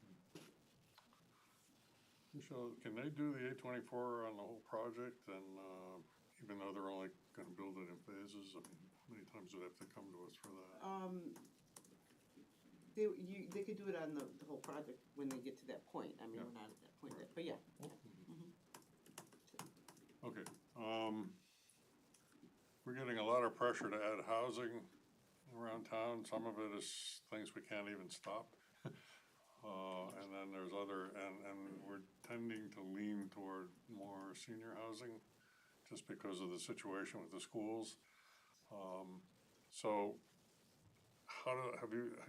in doing this plan, how have you looked at the future of housing and therefore the demand it makes on Park and Rec, to mention one of the areas? So even if, like, if we had, several hundred senior housing, you're gonna have people wanting to use this facility. So is this basically built on the current population, or does this look ahead? It looks ahead. So currently, right now, the building is 48,000 square feet, give or take, which is a little bit bigger than what when they were in Wapping School. So they're in a bigger facility now. This whole concept here grosses them up about 80 plus or minus, which is probably almost 45,000, 50,000 more square feet than they have currently, and what they have at Wapping. So this gives them a large growth that we don't have anywhere. Okay. You answered about so there are a couple things, like Public Works is in there now. Also, I know the bike program, we'd like to have some areas to store and work on bikes year round. But I didn't see any mention of, hey, what's gonna happen to Public Works and other storage opportunities in there. Yeah, I don't know where Public Works would go, but they would not be in this building. They are now though, right? They are currently. So that's gonna create an issue with, having to relocate them. Yes. The garage is probably not, got a lot more growth area. There's plenty of space. So talking about the aquatic center, I guess I have a feeling that an area that's just a big swimming pool with a lot of laps, and a lot of lanes is not a successful concept. So I think you want an area where kids can enjoy playing, year-round, and eventually gets induced into, using some of the swimming programs and swim team and those kind of programs. So how does this deal with the family coming for an outing versus eventually becoming a serious athletic facility? We were basing this off of the facility in Mansfield. Is it that one? Where they have different pools and different areas. And it's not just lanes for swimming, it's not just for a swim team. So there are other areas and events that would happen in the pool. Could I talk? Yeah, please, please. Sorry to trump. No, please. So we worked at length with the Parks and Rec Department because Molly's vision of a pool was a 50-meter competition pool. Molly is actually an ex-swimmer, so she's all about it. And a recreation pool and a therapy pool, because no one pool can accommodate all three programmatic needs. We've had big success accomplishing significant amount of flexibility with 2 pools. We did this in Newtown, and it's a real success in the community. So the idea is you build 2 pools within the facility, a competition pool, and you build a recreation pool. Recreation pool has all sorts of features, shallow depth entry, exercise area, swim lesson area. Usually it has all sorts of fun features if you can afford them, spray pads, and that goes in the facility, and that has a warmer temperature. And then you have a competition pool. I talked Molly off the ledge with a 50-meter pool. We will have a 25-yard or 25-meter pool. That's a fiscally responsible solution for the town. There's only like 3 50-meter pools in the state of Connecticut, so they can accomplish, all the things the community would want to do either at the high school level or at a swim club level with a 25-yard pool. So the vision would be to have 2 pools within the space, and you can really meet the long-term needs of the community that way. Good. Those are all my questions. Anybody else?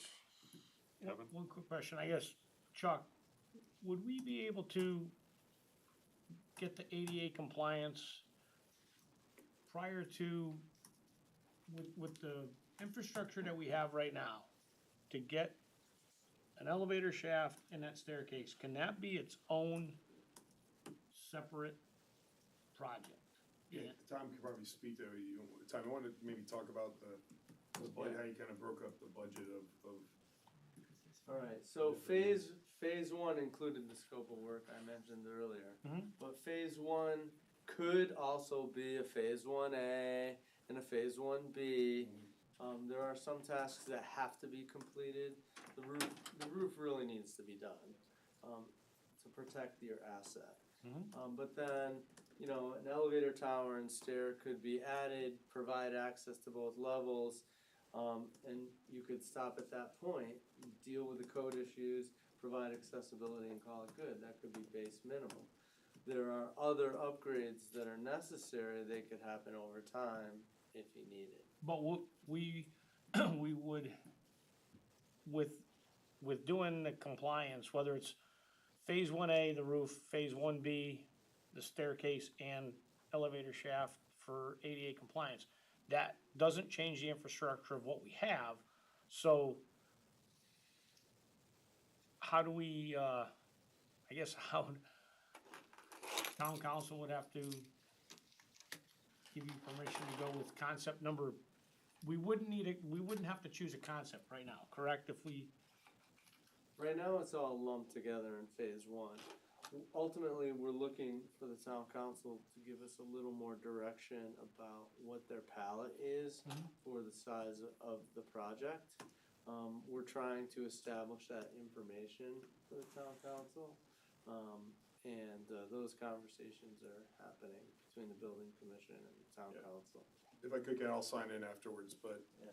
what I would recommend in something, in this type of project, what we see, and Matt and I talked about it a lot, with this type for multiple phasing is master planning the building. If we hire an architect and a team, design the building as if you were gonna do it all as one, so we know what the final goal product would be. Yep.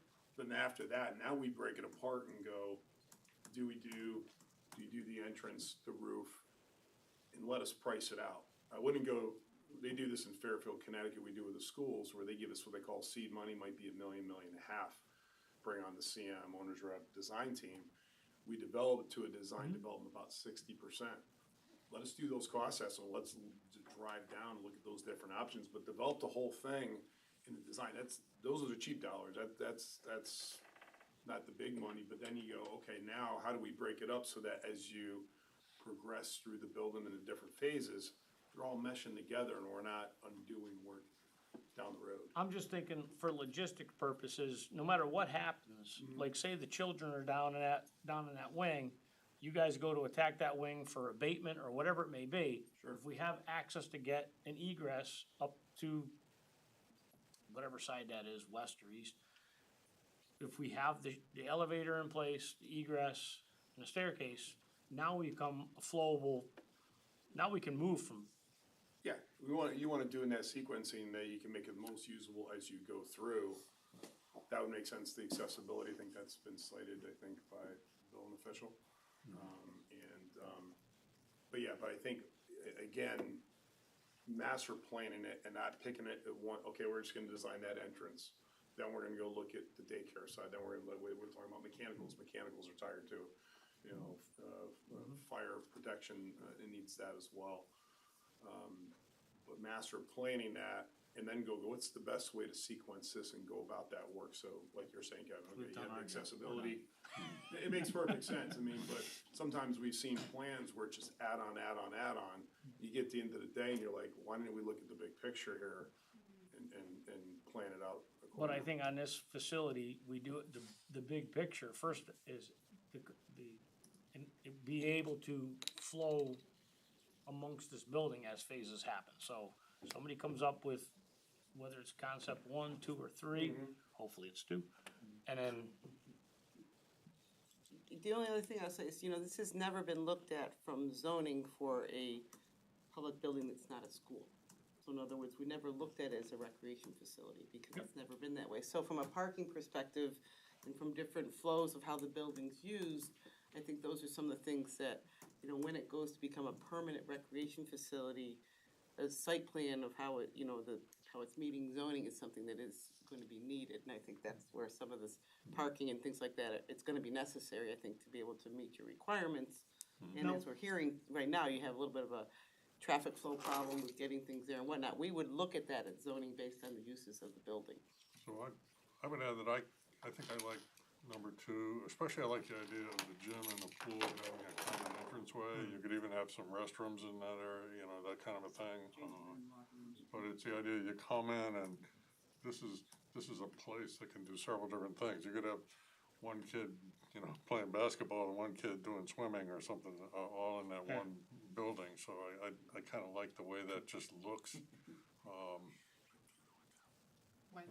The other one kind of looks like a row house, you know, with bing, bing, bing, the number 3. We're gonna lose ball fields. Right. So, When's that town council meeting? Sounds like everybody should show up for that. Yeah, The yeah, I ninth, think, right, the ninth. The ninth? anyway, any other comments? good. To add? Okay, thank you very much. Appreciate the opportunity to hear about this. Yeah, thank you. Can I get that chocolate basket? I'm starving. Please.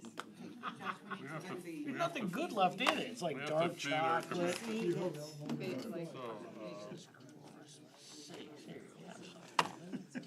Have a good Thanksgiving, Good night. everybody. Thank you. Thanks for driving out. So let's move on to item number 3. Could you do me a favor and Tim Wenzel has Keep a- it as a, there you go. There we go. Actually, there's a PDF on there. If you're part of this team, you will have. Yes, yes, you have to take something. Still good.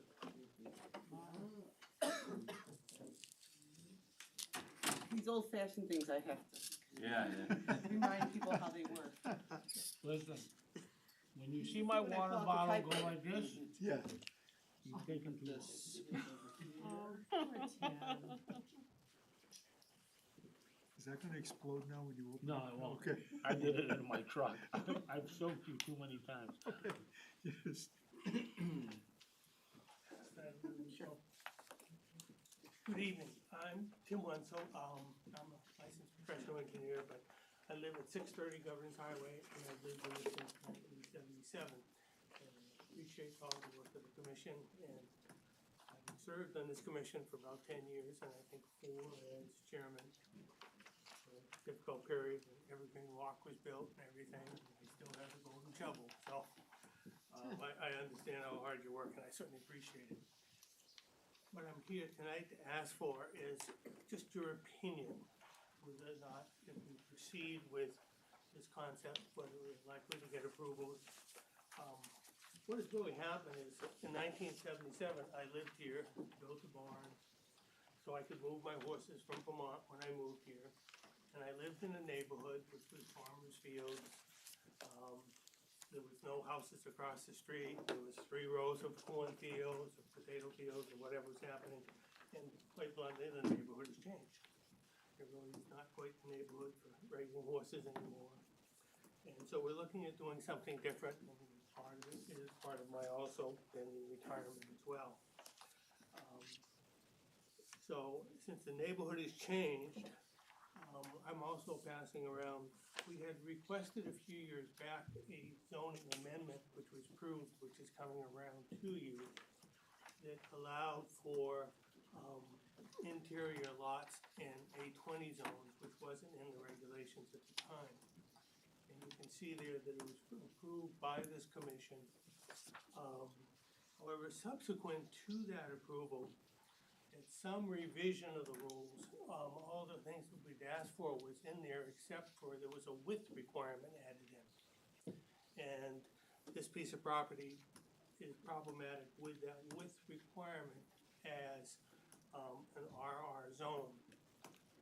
You also note on the drawing there that the zone line has changed a little bit. In the old zoning maps, it bisected the back area more for cleaning up or whatever. When the new maps were built, the zone line appeared to move to the property line, which it wasn't before. So it's even more 2 different zones now. The entire neighborhood, at least facing the road, and all the residential part is an A20 zone. And so that as we're looking at trying to do something here, and the fact that we would really like to put 2 houses there, one for myself and one for family members, And also because of the roadway is gonna be fairly expensive, it's a long ways back and all the utilities. And so we're trying to figure out how we accomplish that within the regulations. Certainly, one way to do it is to simply, grant zone change for the property to A20, so it would basically match the front-facing area of the entire street. And somewhat, I think, when the zone lines were put here, half the street didn't exist. The street didn't go through to Route 5, it was the old Newbury Road, there were no houses across the street, and most of the property, so the zone line was just kind of stuck there and not necessarily looking at what roadway do you face. So by changing it to A20, it would be basically matching what people look at from the front and allow us to do something like this. As far as wetlands, Jeff Folger and I spent the day doing sampling there quite a few years ago. And we were pleasantly surprised, and he was surprised. He said it's similar to what the brick factory area is. That when you take the sampling relatively shallow, it appears to be wetlands. If you take the sampling ever so slightly deeper, it doesn't show up that way. So we're fairly optimistic. It is a little bit of a rolling site. The wetlands won't be an issue. We don't know that absolutely at this point, but we're optimistic based on Jeff's review from a few years ago that it shouldn't be necessarily problematic. So I guess what I'm here tonight really to ask you is, if we spend the money and proceed to do this, if it makes sense, you know, is a zone change a likely scenario? I know in my time in the commission is always leery, they're not really in favor of zone changes, but of course the commission has changed the entire zone in this area all around us. So it's not like we're an isolated case asking for a zone change, because the entire area across the street where the synagogue and all those houses was not A20 before. So now all of that has changed, and we're simply kind of saying, can't we do the same thing? So I'm looking for your input and honest opinions, whether we spend the time and money to do this, whether we're likely to be successful, or other ideas you have, whether the width requirement, for instance, could be waived and kept as R. That's really kind of the second half of the question. I have to lose my voice here. So, that's why I'm here, to hopefully get some. So explain the diagram. Oh, okay, sure. My existing house is here. This used to be one big plot of land, and back in the same area in 1977, these two lots were split off, and there's now a house on either side. We're directly across from Baker Lane, so the driveway would be pretty much in alignment with Baker Lane, not exactly a slight shift, but basically across from it. So it's a T-shaped lot. This is our existing barn that we built years ago. So basically the lot lines are this T, where this is an A20 zone, and the entire part in the back is an RR zone. So it's a single piece of property, but in two zones. And what we're proposing to do is probably by easement as opposed to direct property, combined driveway for two houses that would kind of sit on the little knoll, the high spots that are back there already. There's nothing here. Shepherds own all of this land behind here and have for many years. And the area on both sides, less so here, the property back about here, they own from there back, and on the other side, they own from about here back. Shepherds, all of that.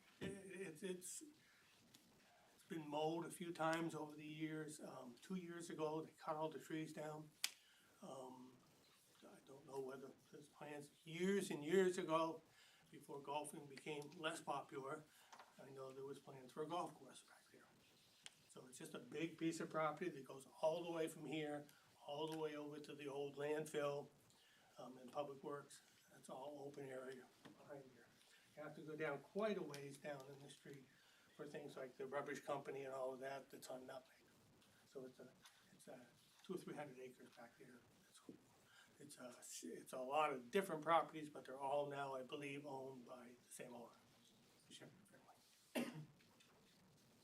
And so I think we've let our planning department I guess comment I'll just on make. what are the issues that we're thinking about, or how do we think about Just this? make two comments on it, you know, from a review, since there is no wetlands flagging, it's difficult. I mean, I know Jeff may have gone out there, it's difficult to comment on the wetlands. Jeff's not here, can't ask him, but you know, our wetlands mapping shows it almost 100% wet. Now, I realize our wetlands mapping's incorrect, but that's just to me, without knowing where wetlands really are there, it's hard to really have a huge opinion on how well two houses go back there, just being honest with how we would look at things without data.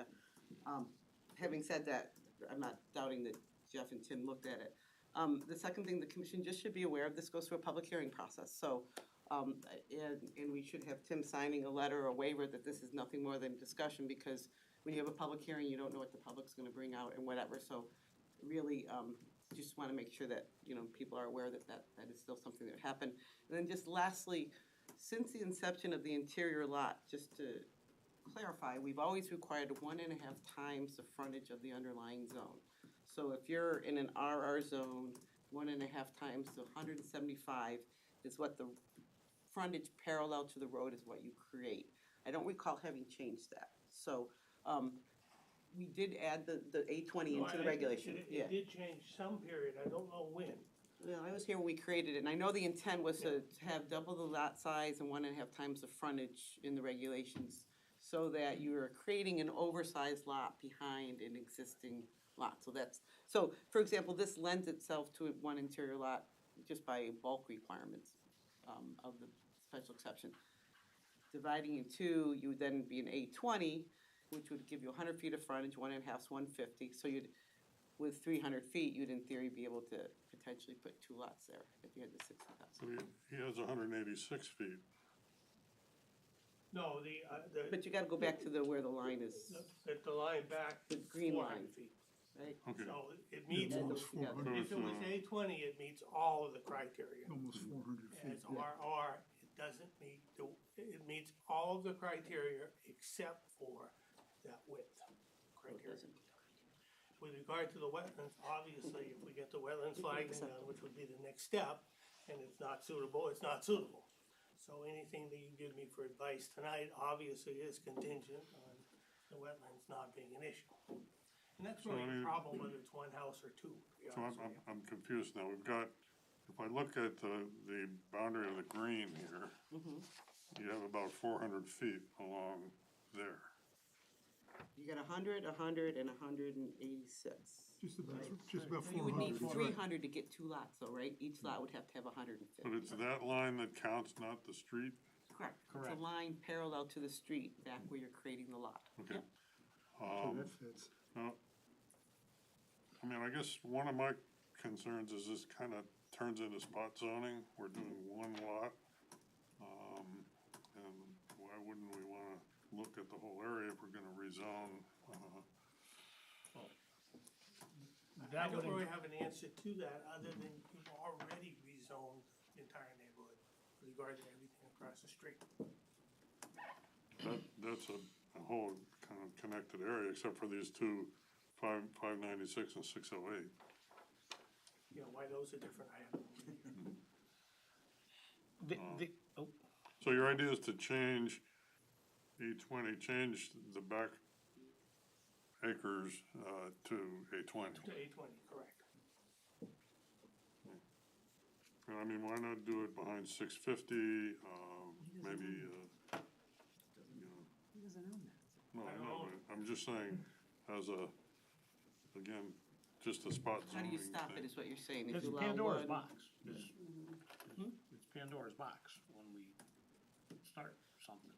Now, the land that the shepherds own behind you, I mean, that's that black sand, and there's the drainage swales, I mean, it is, we would have to have the wetlands flagged, because knowing I know what's back there, and it's, I mean, I'm not a soil scientist, but it's wet. Well, there's several streams back there, and there's also several that probably unbeknownst to anybody that were excavated and made deeper. Right, the farmers created drainage swales so that they could agriculturally use that land back in the, Well, even my property was farmland, because there's clear evidence of where they Yep. did things for farming back there. So So yes, that entire area at one point was farmer's land, and there's a series of drainage, there's a whole kind of stream that goes in a circular shape that's behind on the Shepherd's property. Yeah. There's another one that goes diagonal to that, and there's a whole bunch of drainage that goes down to Nutmeg Road, and some that goes underneath, what is it, Talbot, in that area, that also is a drainage outlet for there, and there's several small ponds as well. On my property, there are 2 drainage outlets. There is a small drainage swale that comes across the belt, where Belden is, and it curves around and falls up this way a little bit. And then there's also some drainage into the street system in this area as well. Have you talked to the abutters? No, but I know them well, so I would certainly do that, yes. Just like we did when we came. People don't really know. I mean, changing zones to me, like, everybody knows how I am, so I just,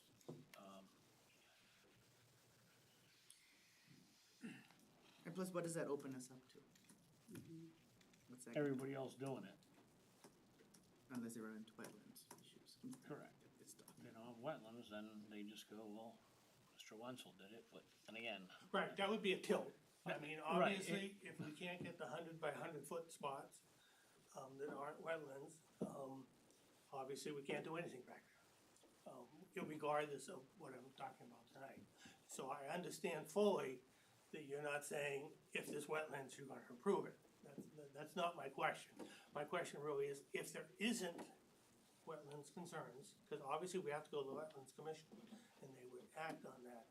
If I spend the money to do the soil sampling and all of that, and come back to this commission with this application like we're asking for tonight, what do you think your opinion would be? And it's not a binding thing, I'm just trying to say, you know, tell me up front, don't waste your money if that's the case. So we wake up a couple months from now and you've determined that there is place to build 2 building lots back there. There's 2 buildable, enough buildable area. So how do we feel about changing the zone? Changing the zone so that it becomes possible? That's exactly the question, yes. So maybe, Good paraphrase. I don't know, let's start with Commissioner Quarashi. Hot seat. Well, my concerns would be, what do the neighbors think about it? And then what's gonna happen if this spot rezoning is what concerns me. I don't know if that's a thing that's done, but, cause if that opens us up to, well, you did it for here, why can't we do it everywhere else? Then what happens to the rest of the neighborhood? Those are just my concerns. Would you remove the barn, by the way? No. No, kind of the idea would be if I'm building my new home in the back, the barn would go with it. The person with that home would. Would have the barn, yeah. Commissioner Materi? I pretty much agree with what Commissioner Quarashi and Commissioner Foley was saying. It's, you know, the slippery slope and everything of doing just a spot change. You know, overall, I don't think it's a terrible idea or anything like that, but it's just, you know, the project itself. It's just a spot zoning change. That's hard to digest, but, you know, if you did. I understand, that's why I'm here. Yeah. And I can say that we looked through the records and there's a lot of similar applications that were approved by this commission. Don't get me, like I said, it's a slippery slope and we're already falling down the slope, so it's not like this is unique or anything like that. It's just, that would be my only big concern about it, but, you know, everything else about it, you know, as long as it wouldn't affect wetlands or anything else like that. Your property's beautiful, done a great job. Yeah. Always, since I lived in town, it's always been well kept, but I'm not a zone change kind of guy. You know, I don't wanna see you waste your money, but for me, when your neighbors, whoever they may be, they might have been next to you for 30 years. It's a slippery slope, we're gonna create a problem. On the neighbor issue though, and I do know them well, and have chatted with them, there's still the ability to just have one house back there, but obviously I don't think it's financially feasible, you know? It's a long road. Yeah, it's a long road. long sewer line, along everything. Nobody wants to see anybody waste money. Septic is not viable back there. I thought the town was kind of discouraging, If you have sewer along your front, you really have to Okay, connect to all it, right, so, yeah. yeah. and it's deep. The sewer line in my street is 17 feet deep. So obviously there's a slope to get to the sewer line, but that was my understanding, as Michelle has said, it's really, it would be a tough hold if the septic exists, which it does. Okay. So, Michelle's looking up something. No, I just wanna see if it's in the sewer user yeah, area. yeah. Yeah, we should really do that. So we have this accessory dwelling unit by right. Does that mean it can go on any zoned piece of property? RR, A20? Sure. All right, so, but that's one unit, right? Correct. Yep. And you want two? No, he wants 2 lots. We're not talking about units, we're Wants to talking about lots, subdivide them. single-family There's gonna be lots. 3 addresses, there's gonna be 3 single-family house 3 lots. single-family homes right Right, there. now each of the lots in the back would be about 80,000 square feet. So each of those would be a large lot. Okay, okay, but, So, kind of interesting, the sewer map may force you to have septic systems. We show it as a 200-foot distance from Governor's Highway that you can bring a sewer line. That is our map in our P O C D. You'd have to look at what the town's adopted map is, because they did not adopt this, the sewer commission, they have not adopted this map. So we'll have to go back and double check theirs, because it may force us up back there, so. okay, so just back to my train of thought, but these are both relatives, you and a family member. That's what we're thinking of. That's for now. But Right, again, but you really should look at sold this in the building. future. That's today. Right. It's, I'm They don't do 72, zoning I in- may not be there She's for that such a many years. but- I'm not a softie, don't be a wise guy. she is.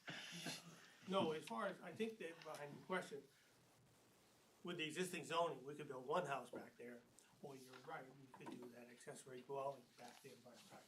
But you would do it on your lot without subdividing, right? So if You wouldn't do- have to do, right. Correct, Correct, you right. do You an wouldn't interior have to do lot any with no subdivision subdivision. for that. Correct. Okay, But you would need your approval for an interior, even if it's one, right? okay. It's the zone change question, I'm really. Yeah, we've had this come up so often in the last couple of years that we've all kind of gotten very, tired about it, but, I think I would have to go with the rest of the commission, Tim, sorry. It's Mina. So I'm obviously very new to the commission, but the one thing I am not in favor of changing zoning with all the other issues we're having in town right now. So unfortunately, I don't think I'd support it. New as well, and all for trying to do what you wanna do on your property, but obviously zones, it's that slippery slope of, do it for one person, you do it for somebody else, and it doesn't work that way, so. Okay, I do understand that thought. I would make a point, however, just a personal opinion. Because you're kind of picking this period in history and my case, as a stopping point. Because I was on this commission when many of these were approved. And all of the area across from my house, all of that was changed.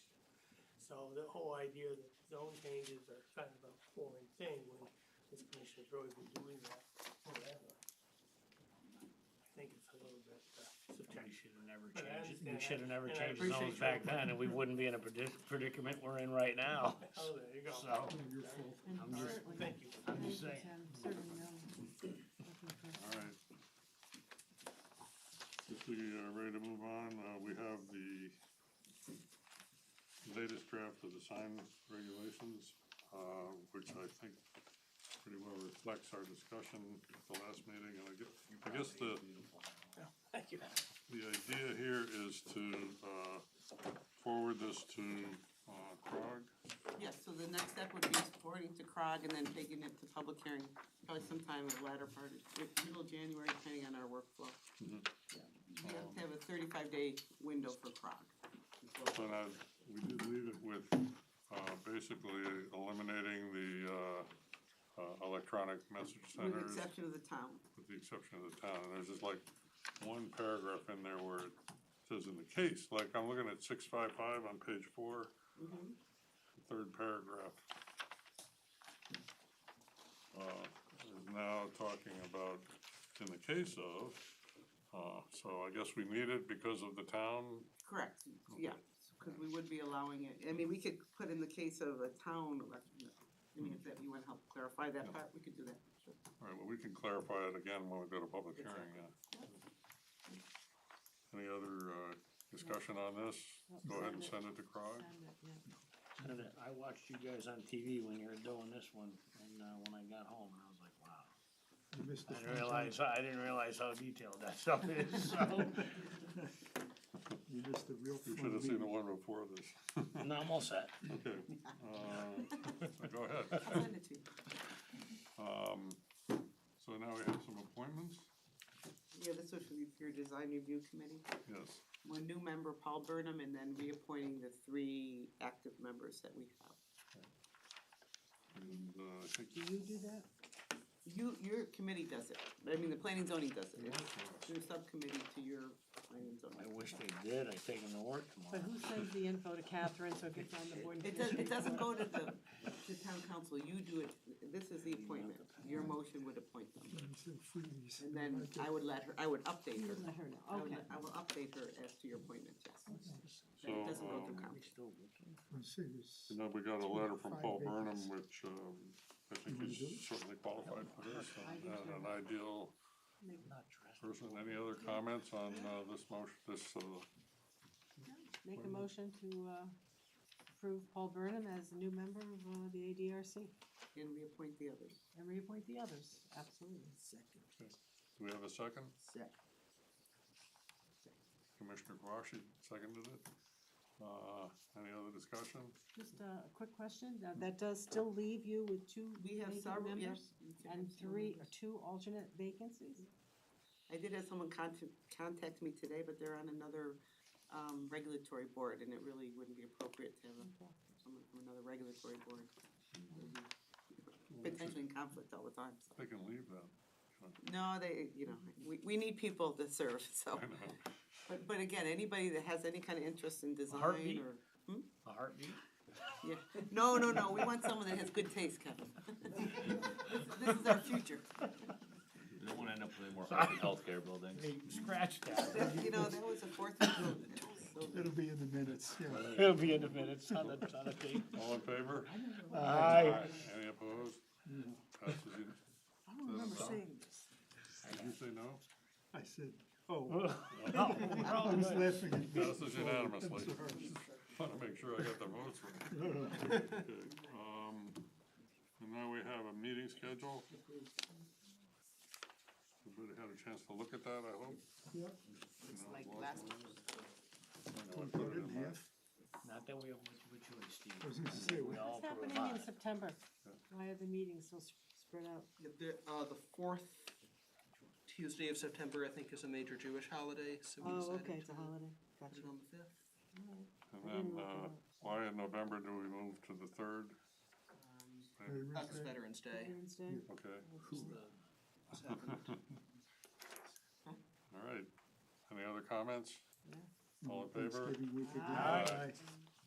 Did we have a motion for that, or just all in favor? Motion to approve the. By consensus. Okay. It's done.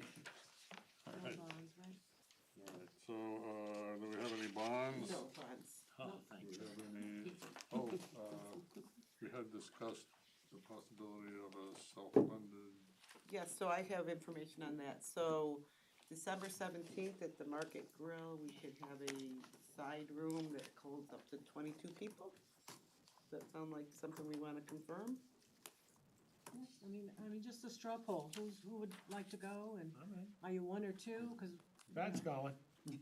Pat's I going. gotta see what the 17th is. I'm It's a not Tuesday. the planner for my family. You really should be. You have to open up your Tuesday. Yeah, oh, it's Tuesday. Should he be? Just throw it out Would there. 6 o'clock be a time that would be appropriate? 6 is, 6 o'clock. yeah. If I'm good with people, I'll confirm it tomorrow, and then we'll send out a notice, and then people can confirm a number and to what us. was the restaurant again? Up at Market Grill, up at the top of the hill, yeah. How about that with help? Then we'll go to Bustin' Dave's afterwards. You can even do it outside there, it's warmer outside by their fireplace than it is inside. Well, they have sometimes. a room off to the side that Yeah, we'll it's be able kind to of a- get. That's so. good. Separate room, part of it. Okay, great, thank you. Is this the time to ask for another question? Speaking of boards and commissions, there is the CROG representative where our date is way past the term. Steve, are you continuing to be, I noticed, we haven't been attending. No, not that I'm trying to, but just, Yeah, I would love to have someone else volunteer for that. Cause Alan was your He was my alternate, alternate, right? yeah. Oh, time for you to step up and giddy up. Full blown. Well, as Alan was Nominate- alternate, maybe we can ask him if he would like to become the regular. I think it might be in his And then wheelhouse. maybe someone else would be an alternate. Okay. We could send him an email, Stephanie, and ask him. Do you want me to? No, let's just vote him in, cause he's not here. I'll do Right, it. right. I've been doing this. Does this I empty move chair, that we take does it. this empty chair disagree? I make a motion that we nominate Alan Cavagnaro. I second it. And Bob is alternate? Bob is alternate, but Alan's the guy. All those in favor by saying aye? Aye. All opposed? Thanks. Alan, you're in. We're good. He can This is resign. how you get things done. He can resign if he wants to. Right. In another week. Right, that's what I'm saying. Okay. That's what happens All when right, you so, miss. There's your motion. all right, I did it. all in favor? All in favor of, Did you abstain or something? Second. All in favor of saying aye? Aye. How many times do we have to vote on Let's go. this? All right, do we have another motion? One more motion? All those in favor, I make a motion to adjourn? All in favor? Aye. This is bad down here. See how it has, how it